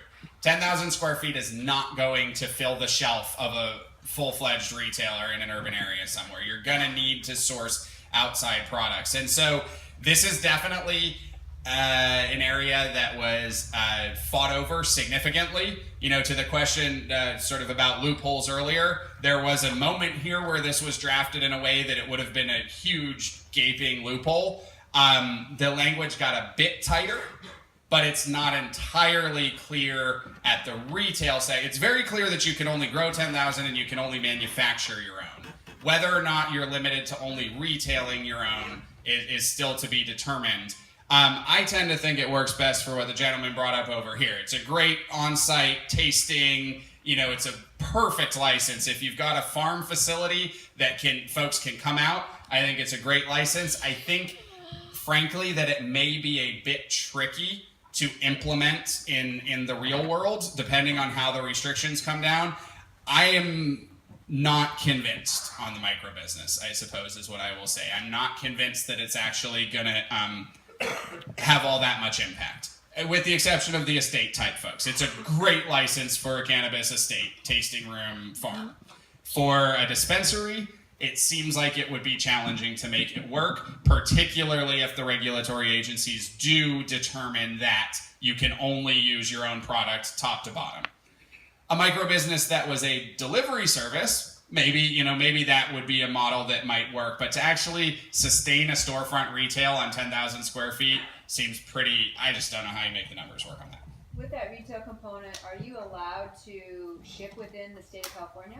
Yes, you're also your own distributor. Forgot that one. Retail, cultivation, manufacture, distribute, and retail. But ship, you could ship it to people, let's say they went online. I can't, no shipping allowed.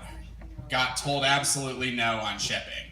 We even suggested language that said by 2020, the state will determine regulations for shipping, and they said no. To be fair, there's only one shipping company that we've identified that is licensed exclusively to move goods in California only. So even if the shipping company never takes it over a state line, if their truck is licensed to go over a state line, that's technically interstate commerce, which falls into the can't do it category. So shipping is off the table. It's a lower priority. It'd be pretty cool if we could do it, but it's not make or break. So give it a couple years and we'll probably circle back to it. We did get about this much traction on authorizing co-ops to be drop shippers. And so there might be a pathway to move into drop shipping through the cooperative model at some point in the future, but it's going to be a few years.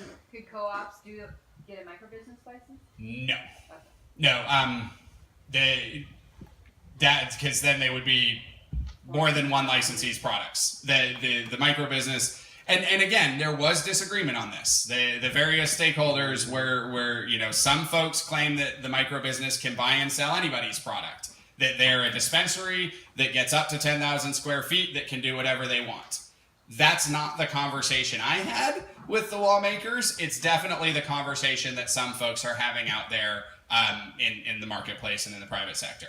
I think this is going to be another one like the 8-acre farm. Great idea, a lot of investment. I don't think it's licensable. We'll see. We don't have any idea what the regulations are on the micro business because that's brand new to the AUMA. It wasn't included in the MCRSA, so we didn't get any sense on how they're going to implement it. Is that good on the micro? Yeah. Cool. I'm glad you guys remembered. And then was there another hand?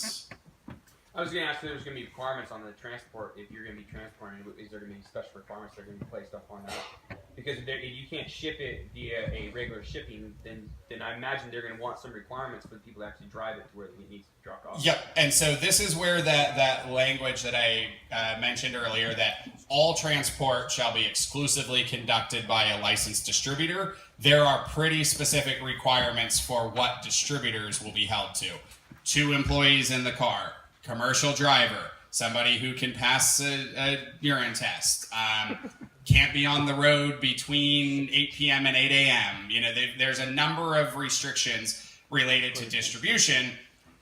However, we think that distribution is commercial transportation. That is, they are transporting products that have entered the commercial marketplace. They've got that stamp, they've passed their test, the taxes have been paid. That's what distribution is, commercial transport. We think there should be pre-commercial transport. which is what you, the farmer or the manufacturer, would be doing. You're moving a raw product. It's not a commercial product. We think that should have a lower threshold of scrutiny and a lower threshold of requirements. We do have the, I would say, strong and active support from the Teamsters on this. The Teamsters are the union that represents commercial drivers, and so they've got a lot of stake in who drives the products and what happens, and they are supporting us overwhelmingly on the concept of tiered transportation. We actually have 4 tiers, but for now, suffice it to say, we've proposed commercial transportation is distro. Pre-commercial transport would be for any licensee to do with lower requirements. Yep. You're allowed to perform those 4 different duties under the micro-business license. Are you required to have 4 different business structures and entities, one for each, plus pay all the various bonds to the state for each of those entities? So, a little bit of yes, a little bit of no. You don't have to have separate legal entities. One legal entity can get one license and do all of the activities, but you will need to demonstrate compliance with the requirements for doing each of those activities. So even though you're not actually getting the license to do them, you will still need to prove to the agency that you've done them. I would expect the bond requirements would fall into that category of demonstrate that if you're a micro business who is only distributing, then great. Bond requirement for the cultivation and the distribution. If you're doing all of them, I think you would need all of the bonds. And at this point, you would also need 2 employees in the vehicle to distribute. You're not exempt from any of those requirements. You're simply exempt from getting multiple licenses. Yep. Yeah. Can a micro business still participate in a co-op?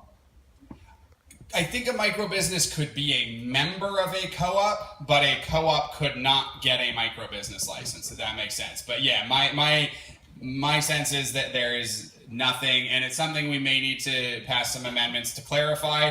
Right now it does specifically say type 1 or 2 license. I think we'd want to change that to say entities cultivating less than 10,000 square feet to be absolutely sure. But I'll make sure on that one I will mention to folks. Yeah. Are you going to cover banking, the challenges? We can absolutely get into banking. It's not related to the act directly, so there's nothing in here. Let me get through the last few sections in here, and then we'll just do some open Q&A and talk about whatever we like. Real quick, I don't think I'm actually looking up enough, so questions back there? Awesome. Let's see. Appellations. Let's shine my clock here. Oh, dear. All right, I'm going to talk really fast from here on out, all right? Appellations. So everybody knows that Appalachians are not a mountain range in West Virginia? Almost? All right, so when you lose a court case, what do? You appeal the decision, right? And so appellation is actually based on the concept of appealing something. Hypothetically, I've got 8 acres of greenhouse in Monterey, and my brand says handcrafted, family farmed on it. No reason that I can't say that, right? Those terms aren't legally defined. I can call it whatever I want. Appellations makes it so you can't. Appellations, most commonly, the appellations for wine are something we're all very familiar with. The appellations of origin and terroir. So if you grow wine in Rutherford, you can say it's from Rutherford. If you don't grow the wine in Rutherford, you cannot say it's from Rutherford. And that's how the winemakers have been able to build that diversified price market and add value and create local regional brands. So California's cannabis industry is building what I call Appellations version 2.0. It is more than just origin at this point. So first and foremost, hands down, protected in law. If it's not grown in Trinity County, you may not say that it is Trinity County. Just full stop. You as a licensee, a local government, a consumer, anyone could appeal that marketing, and they could appeal it to Food and Ag, and the company could have to pull their products, or worse, the company could actually face dishonest advertising sanctions or punishments for that. What California's cannabis industry is doing beyond just the origins, we've also given the State Department of Food and Agriculture a mandate by 2021 to establish a process for the recognition of appellations of origin, standards, practices, and varietals. Now, varietals I'm not going to talk a lot about, A, because I'm not a scientist, and B, because you all know what varietals are, and it's just like wine. You can't call it Pinot if it's not Pinot. You call it a red blend if it's a red blend. You don't, same thing. You won't be able to call it Sour D unless it is actually Sour D. What exactly Sour D is, I don't know. We need the scientists to tell us that. Because I don't have a lot of confidence in a lot of the strain names out there. But that might just be me, who knows. So varietals and origin we get. Standards and practices, I think, are where we're going to get a little bit more creative. So a standard will, as we've proposed it, keep in mind this, everything I'm going to say for the next few minutes on this topic is proposed. None of this is in the actual law yet. But we did write this part of the law. So, well, Senator McGuire wrote this part of the law, but in consultation, very close consultation with us. So I expect we'll have a pretty good handle on where it goes from here. Standards will be set by third parties. Maybe it's a university. Maybe it's a nonprofit. Maybe it's, Clean Green. Standards, right? It's an entity that does certification.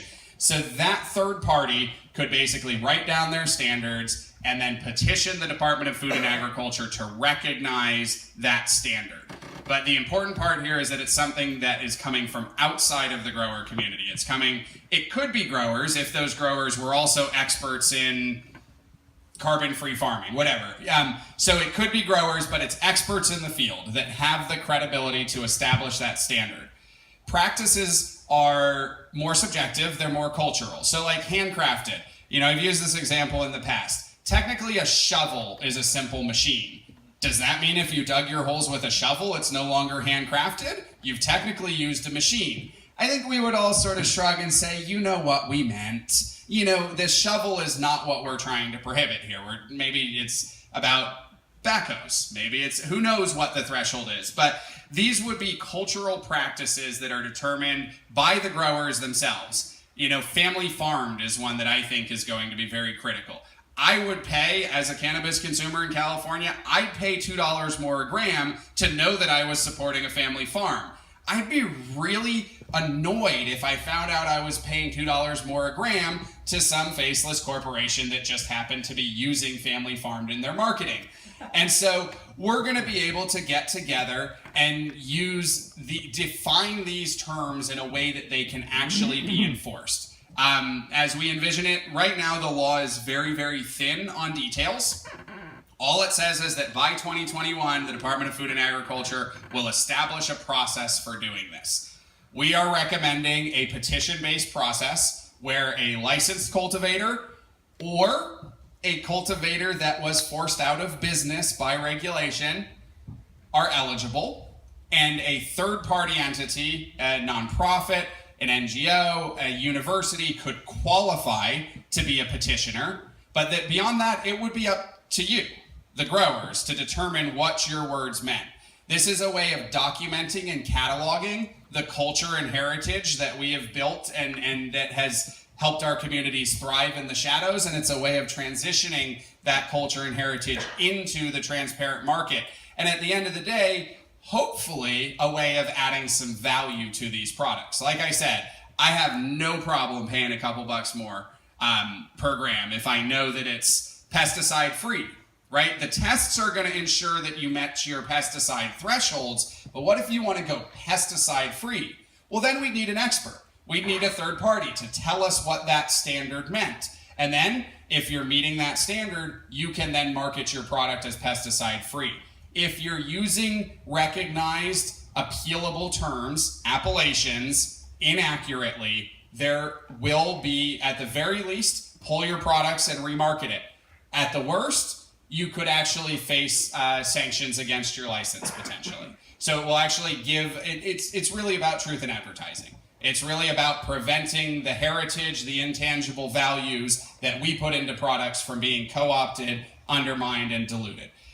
That was a very high priority. Actually, this was like all the way back in 2012 when Google Earth changed my world, and I was like, well, looks like I can't hide on the hill anymore. this was like the only piece that made sense to me all the way back then, and it still very much makes sense today. And so we did get it in the original MMRSA, expanded it slightly in the MCRSA, and now we have much more broadly expanded language in the MAUCRSA. And because politics is an incremental process, we've already proposed amendments to our own language. Go figure. And we'll likely be running another bill next year to further dial this in and provide a little bit more clarity on what exactly it means to establish a process. That's pretty wide open. And I'll just give you the nuts and bolts of it. Like every other commodity in the world, we would like, or in California, we would like cannabis to have a commission formed exclusively of cultivators. We would like those petitions to be reviewed by staff, go to a public hearing at the commission where you all can come and comment and talk about it. Commission advise department establish appellations. Commission can also help enforce the appellations and help keep the market honest. And so in order to form a commission, we're gonna need some money. In order to get some money, we're gonna need a budget bill and an appropriation. And so that's what we're working on now, is funding the process. I think it is likely that you will see maybe a $10 fee tacked on to the end of your license fee. There may be a very small additional fee to help fund this program. We've told them if the fee is more than $10 that we would oppose it. So they'll probably make it 30, and then I'll have to figure out what I do, because 30 is still pretty small, but you know. Nonetheless, you may see a bit of an additional fee that kicks in a little bit later in the process. We are looking for some startup funding from the general fund to get this off the ground. That is appellations in a nutshell. Strongly encourage two things. First, Trinity County. Not only is Trinity County currently protected, if you didn't grow it here, you can't use it. We already established you guys grow the best cannabis in California, so that's no secret. You're gonna wanna hold on to that brand. But if you wanted, if a majority of your licensed cultivators here decided that you couldn't call it Trinity County if it was grown, I don't know, what's a way of growing we don't like? Anybody? Let's use pesticides. Pesticides are an easy one. You could say only pesticide-free cannabis can be marketed as Trinity.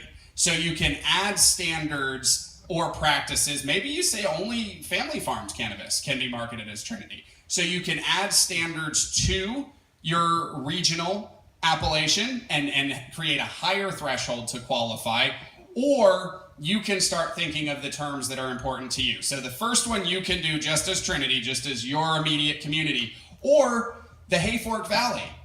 I know that there is great cannabis grown there. That could be an appellation of itself. And so, you know, the 200 or so folks out there could get together, could petition to create the Hayfork Valley appellation that is a sub-appellation of Trinity. That one could be family farmed only. So each one of these origins, you can start setting standards and practices. As the licensed cultivator in that geography, you're in charge of making these decisions and defining it and setting it. Secondly, you can get together with all of the growers in the state. Strongly encourage you to do this, of course. We do have a committee working on it. Take all the input we can get. And collectively, we can petition for, what does handcrafted mean? What the heck is handcrafted cannabis? What is it? Trimming machines? Is it shovels? Is it backhoes? Like, when do you cross the line? Let's figure that out collectively. So two things. Start thinking about what sub-county level appellations you want to recognize, what that would look like on a map. Start thinking about whether or not there's any practices, standards, or higher thresholds that you'd like to see cooked into that. Get ready to argue with each other. Don't worry, it'll be fun. Just like when we tried to figure out what small was. Remember how viciously we argued with each other over that? That was fun. So on the one hand, you can do those things. On the other hand, let's start having a statewide conversation about what these terms actually do mean. I'll give you a hint. Sun-grown is going to be a fun one to define. Is light depth sun-grown? What if the clones were vegged under lights? How much lights? How long? I'm a purist. If it's not grown from a seed under the sun its whole darn life, it's not sun-grown to me. But that's just me. You guys can figure that out. I'm not even a licensee, so I won't even get a vote. I'll help you prepare petitions, though. That's appellations. Yes. Before you switch subjects, can I go Of course. back a little bit? Yeah. With our current ordinance up for renewal, if it doesn't pass, we have a personal ordinance on the books. Yep. It says no collective cooperative limited to a maximum of 8 plants. That would take over in place. So like if we applied for a state license, we would be not in compliance. If you were growing more than 8 plants. Right, so that personal would take over. Say the personal goes away. What is the CEQA requirement of that? You know, is each individual farm required to do their own analysis? It's perfect. Environmental protections was exactly what was next. So that's awesome. If a county has an authorizing ordinance, that is a discretionary act, and so passing the ordinance requires CEQA. So any county that is issuing permits outside of the urgency ordinance has theoretically done CEQA. If no authorizing ordinance exists, the onus of CEQA is on the individual applicant themselves. And so if you are applying in a county that's not authorizing but doesn't ban, CEQA is on the applicant. CDFA becomes the responsible agency, but the project applicant becomes the lead. And so, you know, obviously there's a few ways to approach this. Our Regulatory Affairs Committee is kicking around the idea for a programmatic EIR for cottage cultivation statewide. CEQA, you know, you can do programmatic EIRs for specific geographies or specific classes of activities. Part of why we made the licensing so complicated was that we defined 10 different classes of cultivation that could each be analyzed separately. So we are looking at some programmatic approaches to help folks that maybe don't have it, but the threshold is on the county. Unless they abdicate, then it's on the applicant. No projects will be permitted without demonstrating CEQA compliance. Does everybody know what CEQA is? The California Environmental Quality Act basically requires that projects be analyzed for potential impacts to environmental quality.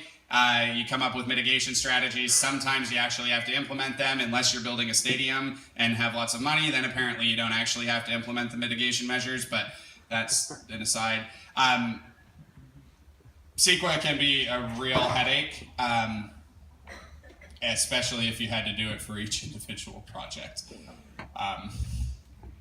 Was there some kind of exemption? Yeah, Liz, you want to? That was actually the question. And in there was something about our local ordinances being exempt until July 1 of 2019. And that's one reason we have an urgency ordinance and not a permanent ordinance. So does that mean if we installed a permanent ordinance, say tomorrow, that we would be exempt while we are finishing our CEQA? Yes. Okay. And I wouldn't be surprised if that got pushed out a bit. CEQA can be time consuming. There is definitely an incentive for the local governments to take the lead on this. As an applicant, you would not get that exemption. So if you were applying individually without a local permit that authorized you, you would need to be compliant before you commenced operations or before you got your license, where there's still a little bit of ambiguity for currently operating farms exactly. Regardless, the local governments get a bit more wiggle room. They get time to pull that together. Frankly, a county that was only issuing licenses up to 10,000 square feet, I think you've got that's a much easier analysis to do. The statewide EIR ran into a lot of trouble on indoor and large scale. That was where things got a bit more touchy. The state does have a draft EIR currently circulating. There is a lot of information in there that will be very good boilerplate for either a local government or an applicant doing their CEQA. It is not going to solve the problem for you, though. The state's analysis does not address site-specific impacts like endangered species impacts. Those you have to know what reach of what river you're on to know what those specific impacts are. Can I ask one more clarification point? Deidre brought up, and this has been kind of a controversy here, that if our urgency ordinance fails or without regulations, that we default to the personal use.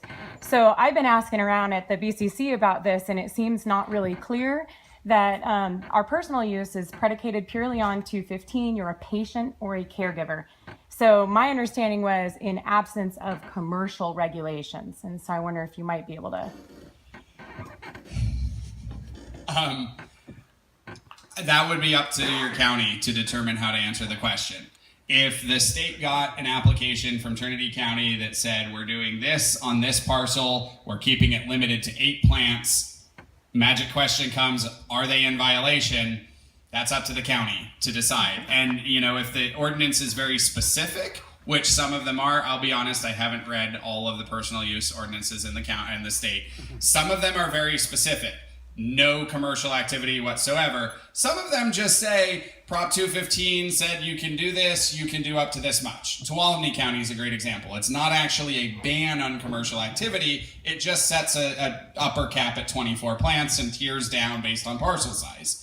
Or actually, I think it's a bit higher than that. But nonetheless, it doesn't, so it would depend on the specific wording. If it says anywhere in it, you know, strictly this is for personal non-commercial use only, and you were proposing to get a commercial license, that would seem to be in violation, and I would expect the county would respond as such. So if it expressly bans commercial, it's probably not going to help, unfortunately. All right. So beyond the environmental protections, who here has had the opportunity to review the State Water Board's program proposed regs? Woohoo! Lots of fun, right? Here's the really fun part.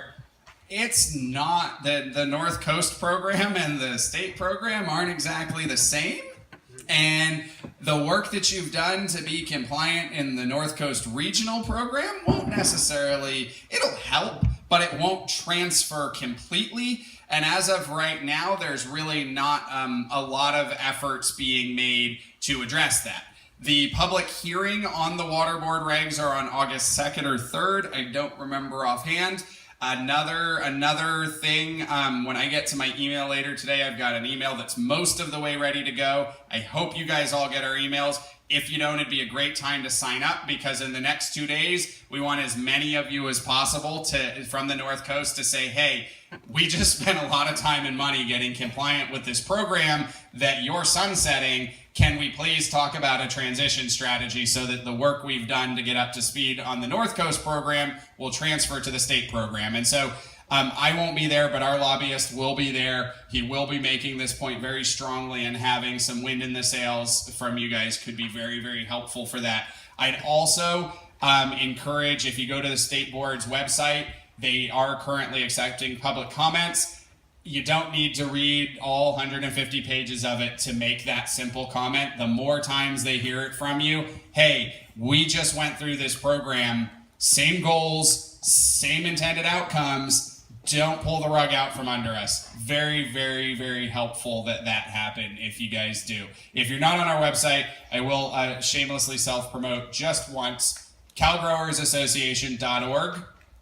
Sign up for our email updates. I try to keep them pretty fun and personable and not be too boring or send them too often. But there are times where things like this will come up, where 1,000 folks sending the same email to the same decision maker gives our words a lot more meaning when we're in those hearings. So the State Water Board will be enforcing two things, both water rights, where you get your water from, as well as where your runoff goes. The North Coast program was a bit more focused on just discharge. The state program does have both elements. I'm going to cut through a lot of the details and just give you the phrase that really, I just repeated this over and over again for the first 2 years of doing this work, which is store more water. We live in a Mediterranean climate. We get a lot of rain. We have really dry seasons. You can't take water from the river or from the ground in the dry season without having impacts on something else. So even if you have a water right, that doesn't necessarily count for cannabis cultivation. So just because you've had that right, or you have a riparian right, etc., don't assume that you, especially the riparian right, that isn't going to transfer cleanly into your irrigation water.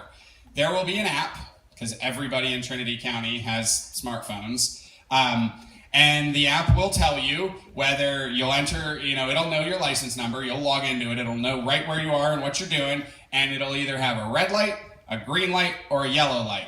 You all know what a traffic signal is, right? Red light means stop, don't divert. Yellow light means, it doesn't mean go faster. It actually means slow down. You can pump, but only at reduced diversion rates. Green light means right on, divert. Now, historically, this wouldn't have worked. Because if you have a riparian right, that means there's surface water on your property, you have a right to use that water. That's true, but not if you store it for more than 30 days. And so what they have done, and for the time being, this is specific to cannabis only, though we are working on a bill that would extend it to all small farmers, they've expanded the small irrigation registration. So this is for up to 20 acre feet.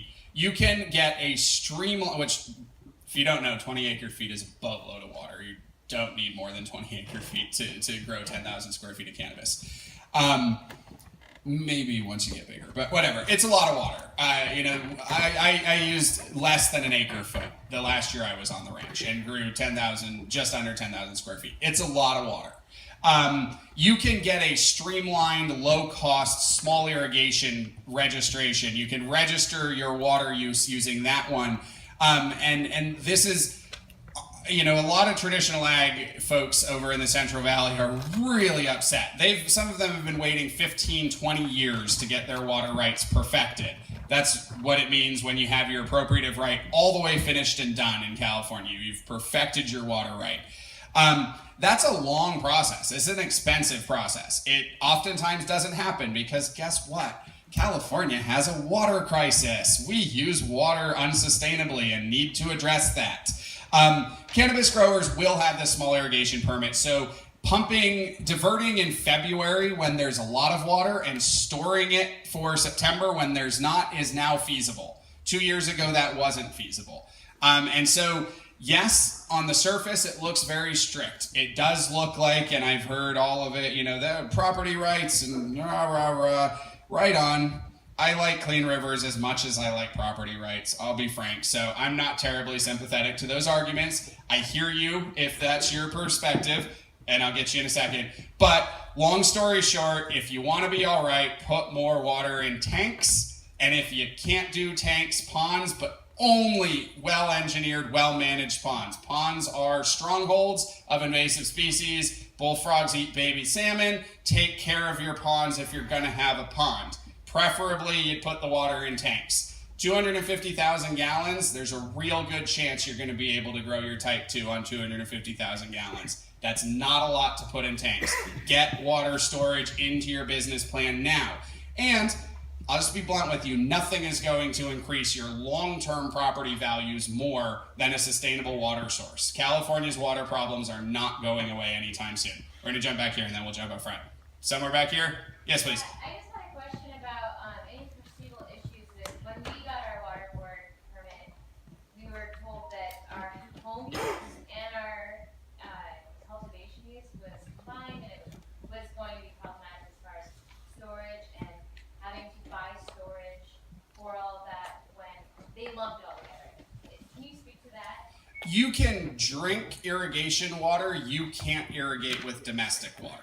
And so there's a good chance that whether it was formalized or not, that your household water was subject to a small domestic use registration.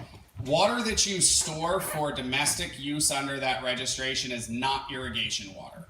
And so if you are on that side of the line, that was probably what they were talking about. If you were talking about building out and storing more, I would guess it was before the small irrigation option had passed, and the North Coast Board was not operating under this new framework. And so this small irrigation registration was not an option up here. It was available from the Mattole River south to the Russian River. In 2011, we passed a bill that allowed it only for the wine region. Go figure.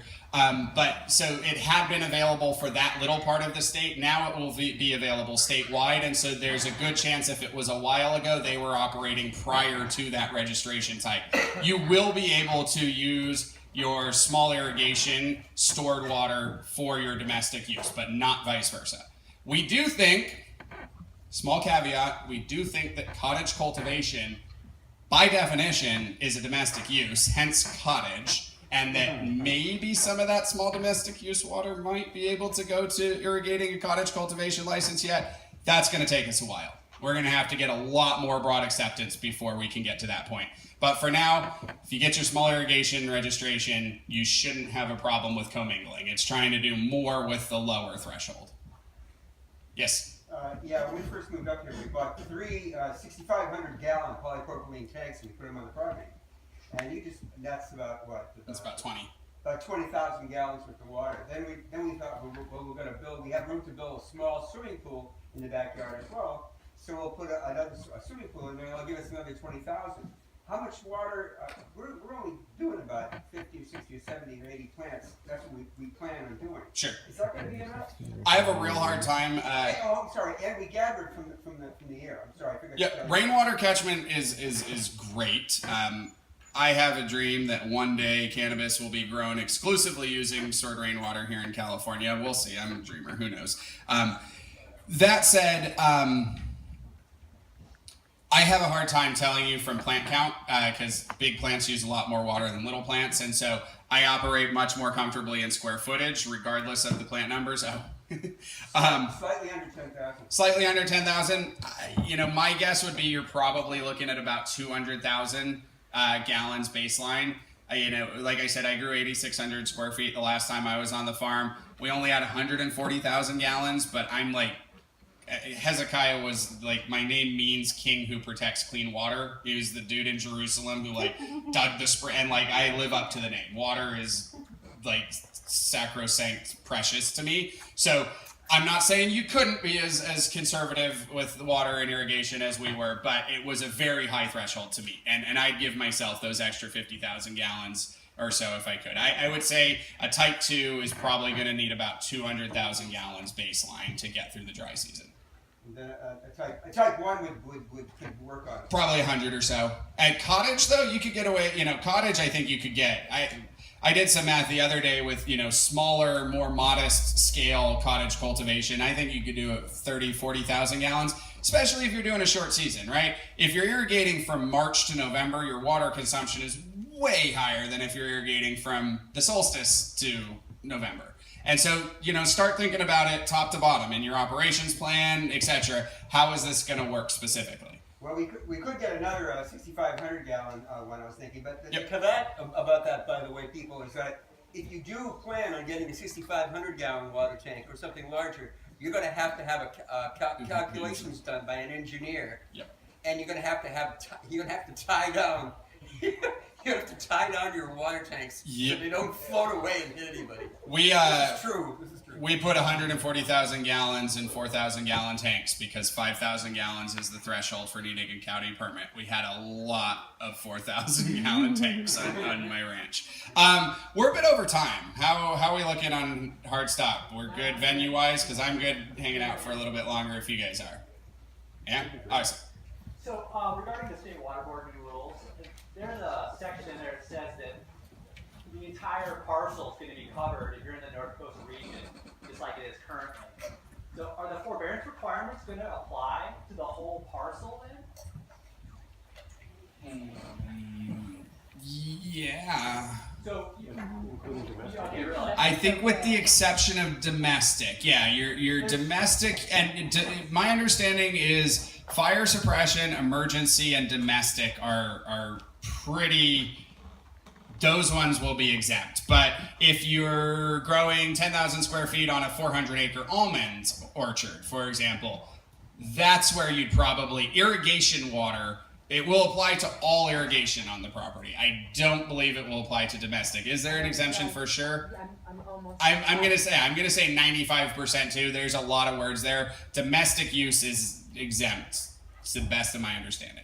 Okay, and so they were saying at the workshop in Eureka that we weren't going to have to apply with the rules till November of 2018. And so is that going to apply for forbearance next year if we're transitioning over to the new state water?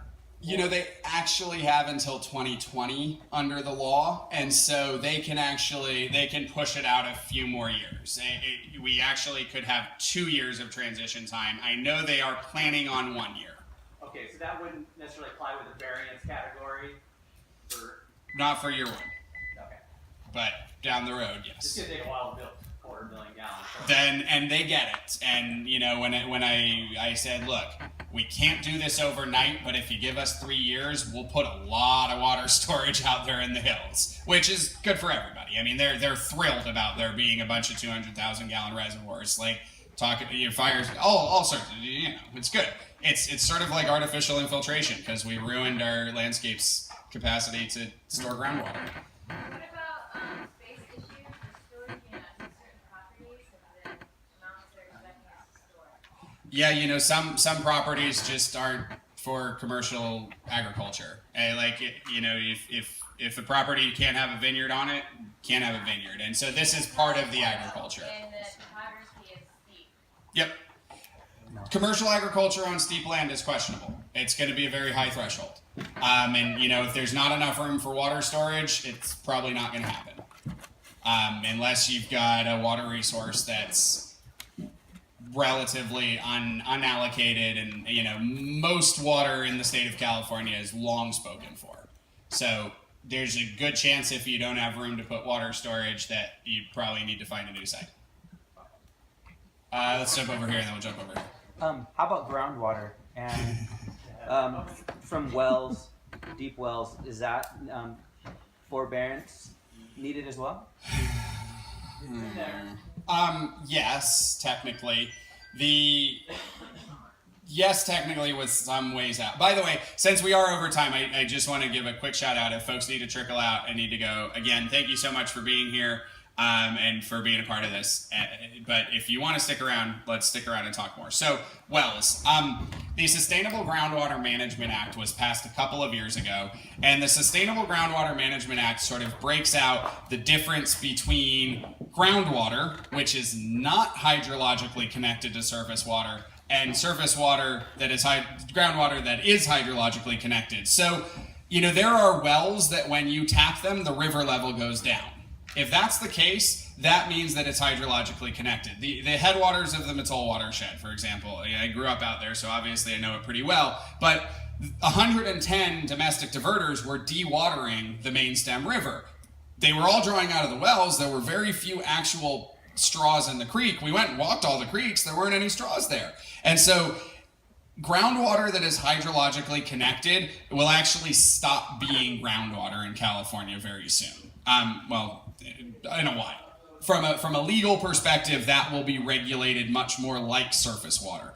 In order to still treat your groundwater like groundwater, you need a local groundwater management plan or a basin plan that is particularly compliant with the Sustainable Groundwater Management Plan.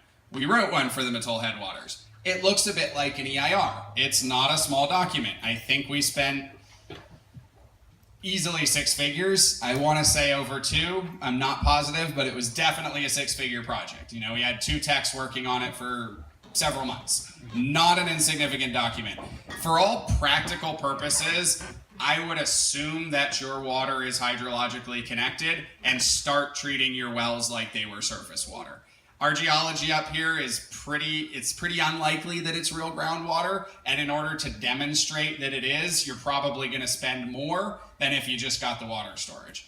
At a basin level, this may change. If you've got the entire Hayfork Valley and you're going to do a 200 farms impacted study, then maybe the math changes there, but on the individual project level, I don't think the local groundwater management plan is a workable option.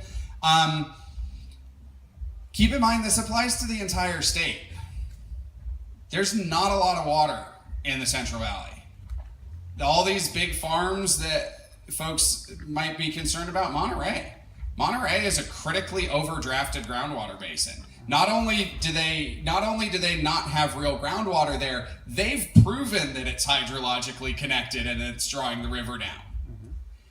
All of these irrigators that turn on their pump and irrigate are not going to be growing cannabis. Including the Central Valley? The Central Valley is commingled with federal water. The Bureau of Reclamation is making no movement. Federal water cannot be used to irrigate cannabis. And in fact, this just came up in Senate appropriations in DC the other day. I will give you some good news. We did move an amendment that would allow hemp to be irrigated with federal water. Rah, rah, rah, because California is going to change the world with hemp. But there was a no, absolutely not on allowing federal water to be used for cannabis. And so the Central Valley Water Project, it's all commingled. If there's a drop of federal water in the system, that water can't be used. So, very, very restrictive what water can be used. So in YOLO, where one batch will be growing flooding rice, the other one that's growing cannabis cannot water with it. They will need to have on-site stored water that they can demonstrate is not commingled with Cal-Fed water. Wow. So, you know, your reservoirs up here, the reason we don't have a Trinity River is because the feds are in charge of where it goes. I mean, we do. It's just littler than it should be. That's because it's federal water. Right. So rainwater catchment. Rainwater catchment is pretty much the way to go. That's pretty much the option. The rest of these options are going to be slippery and problematic. Of course, folks are hiring lobbyists and gearing up for court case. You know, they're going to challenge this. I personally would like to see us stay on the side of sustainable water use. I think that's not only good for us economically, it's true to our culture. And frankly, I think it's the right way to be humans on a possibly dying planet. No. Did you hand? Not to mention, just one more thing. I had three 6,500 gallon water tanks. Right. I filled them from October to January, and all of them were completely full. Yep. I could have had another 2 on my property, and they would have filled up. Yep. Too. Yep. So, you know, we did some math the other day. Let's say you've got a greenhouse, right? Whatever size your greenhouse is, if you're storing every drop that falls on your greenhouse, it takes 14.4 inches of rain a year to irrigate that greenhouse with an intensively grown cannabis crop. Most of the state of California can meet that threshold. There is absolutely no barrier to cannabis becoming a 100% rainwater irrigated crop. There isn't one, other than business as usual industrial agribusiness. That's really, it's a cultural distinction that would drive us to use water that way. It's not operational. So it can be done. I've done it. We're seeing lots of people do it. Do start planning on more water storage. Start embedding that in your business plan. Or come up with a strategy to fight the law. But I won't help you with that. I like this law. Yeah. It was just a basic follow-on from it. So basically, 2-3 years in your well water, they're going to say it's hydrological connected, and you're done one way or another. Doesn't matter what. The timeline on implementing the Sustainable Groundwater Management Act is kind of soft. I don't know how quickly that turnaround will happen. I think the highest priority will continue to be straws in the creek. They're going to surface water diversions from critical reaches, surface water diversions from threatened main stems. It'll probably take a while to get all the way down the list there, but what makes cannabis growers different is we're the only irrigators in the state that need an annual permit, or an annual license rather, and so there's a good chance they'll start checking in on groundwater that's used for cannabis irrigation much sooner. I don't know the exact timeline of when that will happen. It's sort of clunky with the two laws, doing an awkward dance together. I wouldn't plan on much more than 2 or 3 years. 2020 would probably be my target. And I think if you say to them, look, I'm not there yet, but here's my plan, that they're going to be a little bit more flexible. And actually, that's our main comments next week. In addition to let the North Coast program have some standing, is give us the ability to make some site-specific modifications and to do so, make it a little bit less rigid, so that we can work on some site-specific options here. But I'd say 2020. I wouldn't go past there. How are we looking? Yeah. Can you touch on track and trace? Of course, track and trace, my favorite. So when we made this draft, actually, track and trace was slightly less developed than it is now. We do actually have, a provider, Metric Franwell, who does track and trace in Colorado, most notably, but also in a number of other states, will be providing the state of California with track and trace services. Important to note that you do not have to use their software for your inventory management. You don't have to enter information through their software. It is an open API, which means you can use any number of softwares. The track and trace will require real-time updating, with the exception of cultivation. Cultivation, you'll have your device. You're probably going to have to get to know devices if you want to grow cannabis in California. It'll tell you when you can divert and not, but it's also going to be your track and trace thing. And so what you'll do, for example, if you're off grid and you can't do real-time updates, you'll enter it all, and then when you sync, when you go to town, it'll sync and it'll upload everything. And so for folks for dispensaries, for example, real-time reporting, that'll need to happen as it happens. Are you sure about can't off-grid? Can't completely, absolutely can't do that? Do what? I would think that you could. Do what? I don't know what can't means. Can't what? Can't be able to track it off-grid. If folks don't have broadband, they can't be. Technology. Yeah. What's that? You're gonna need to invest in some technology. No, that's unreasonable. It doesn't provide any function. If the product hasn't left the farm, there's absolutely no public safety benefit to requiring it. That's a regulation for regulation's sake. Who cares if technology can do it? We can broadband blanket the entire planet. So what? We can. It doesn't mean you should have to. I think that's what's kind of happening in this country. There's been like 4 committee hearings in the past 3 years on the digital divide in California and how much of rural California is being left behind. When the public utilities are willing to provide cost-effective broadband to rural counties, they can require us to use those services. Until then, they can respect that we live off the grid. That's my take.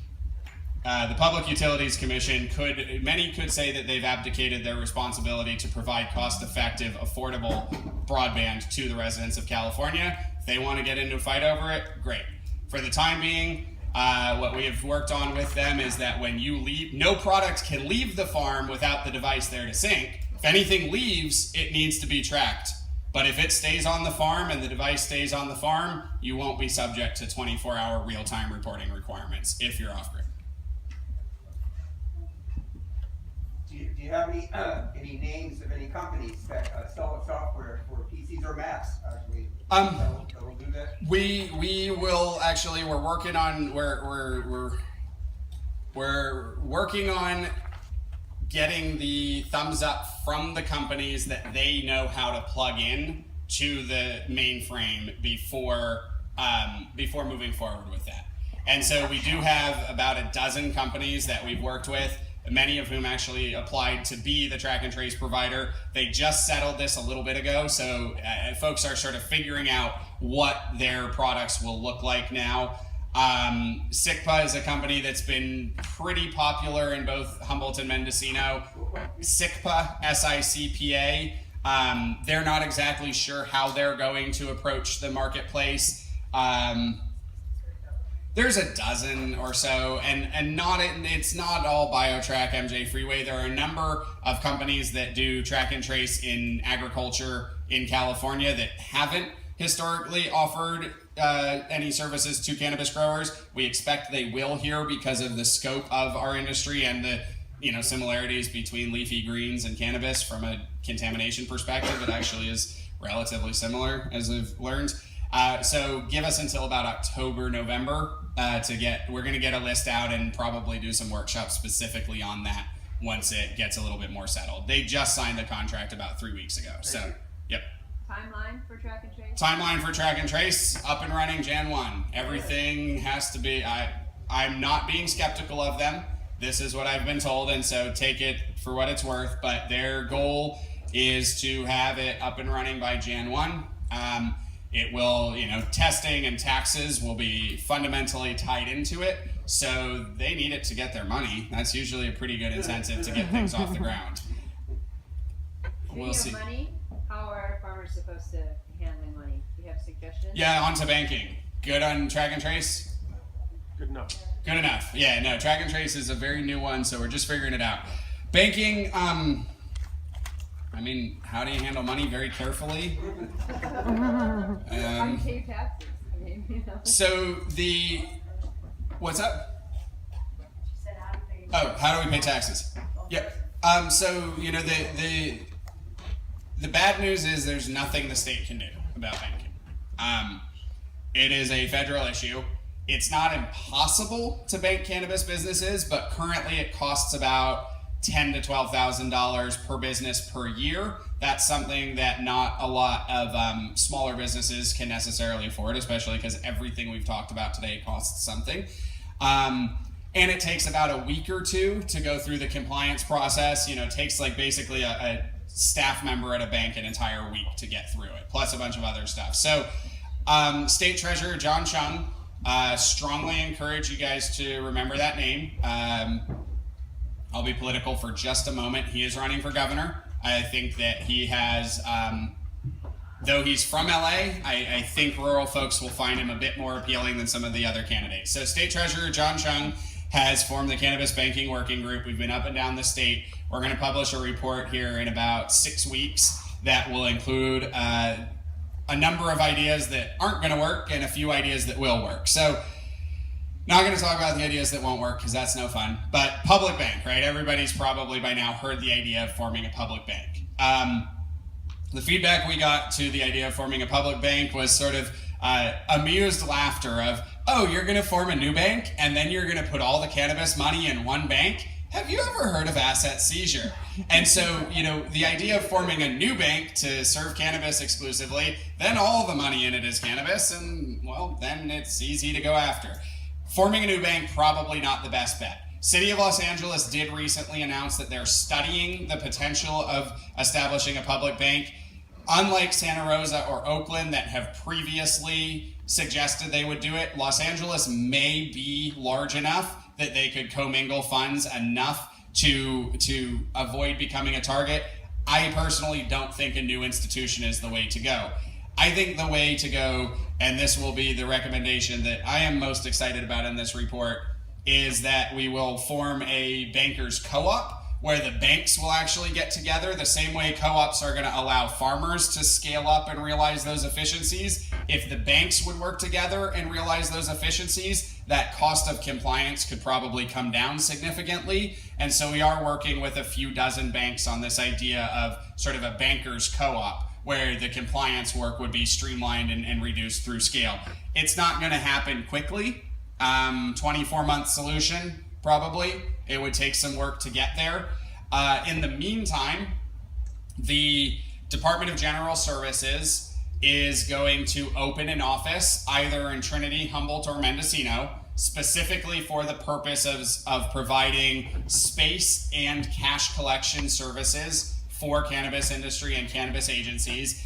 And so while we're not going to address banking, we do want to reduce road miles as much as possible. What's worse than having a bunch of cash? Having to drive it all over the state. And so we are going to address the symptoms. We worked on the Cannabis Safe Payment Act over the last few years. It did pass as part of this bill.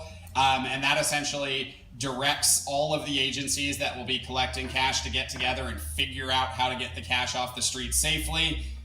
It'll probably involve paying fees and taxes at county offices instead of Sacramento offices, so at least you're closer to home.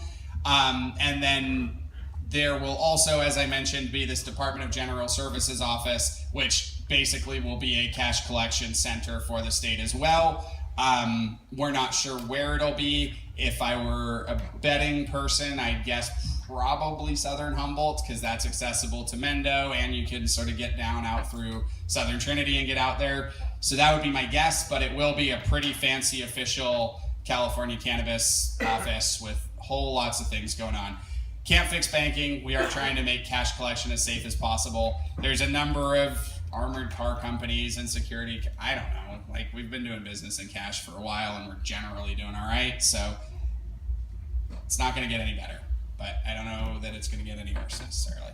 Yeah, but just a quick one, dude. Like every road leading out of Hayford and up here is all federally owned. So no matter what you're doing, whether you're trying to go move your money at this bank you guys want to put in South Humboldt, or you're trying to get a transportation company to get your product off the hill, it's all against the law, no matter what you do, unless you got a plan or a helicopter. are they Forest Service roads? Yeah, everywhere. There's state roads in the boundaries. Yeah, of no, the if there's national state forest. roads in federal land, then the state law is preeminent. So That's not what highway. they say. What? They say if that Who's road they? is federal Forest Service law enforcement. Well, they say pot's illegal.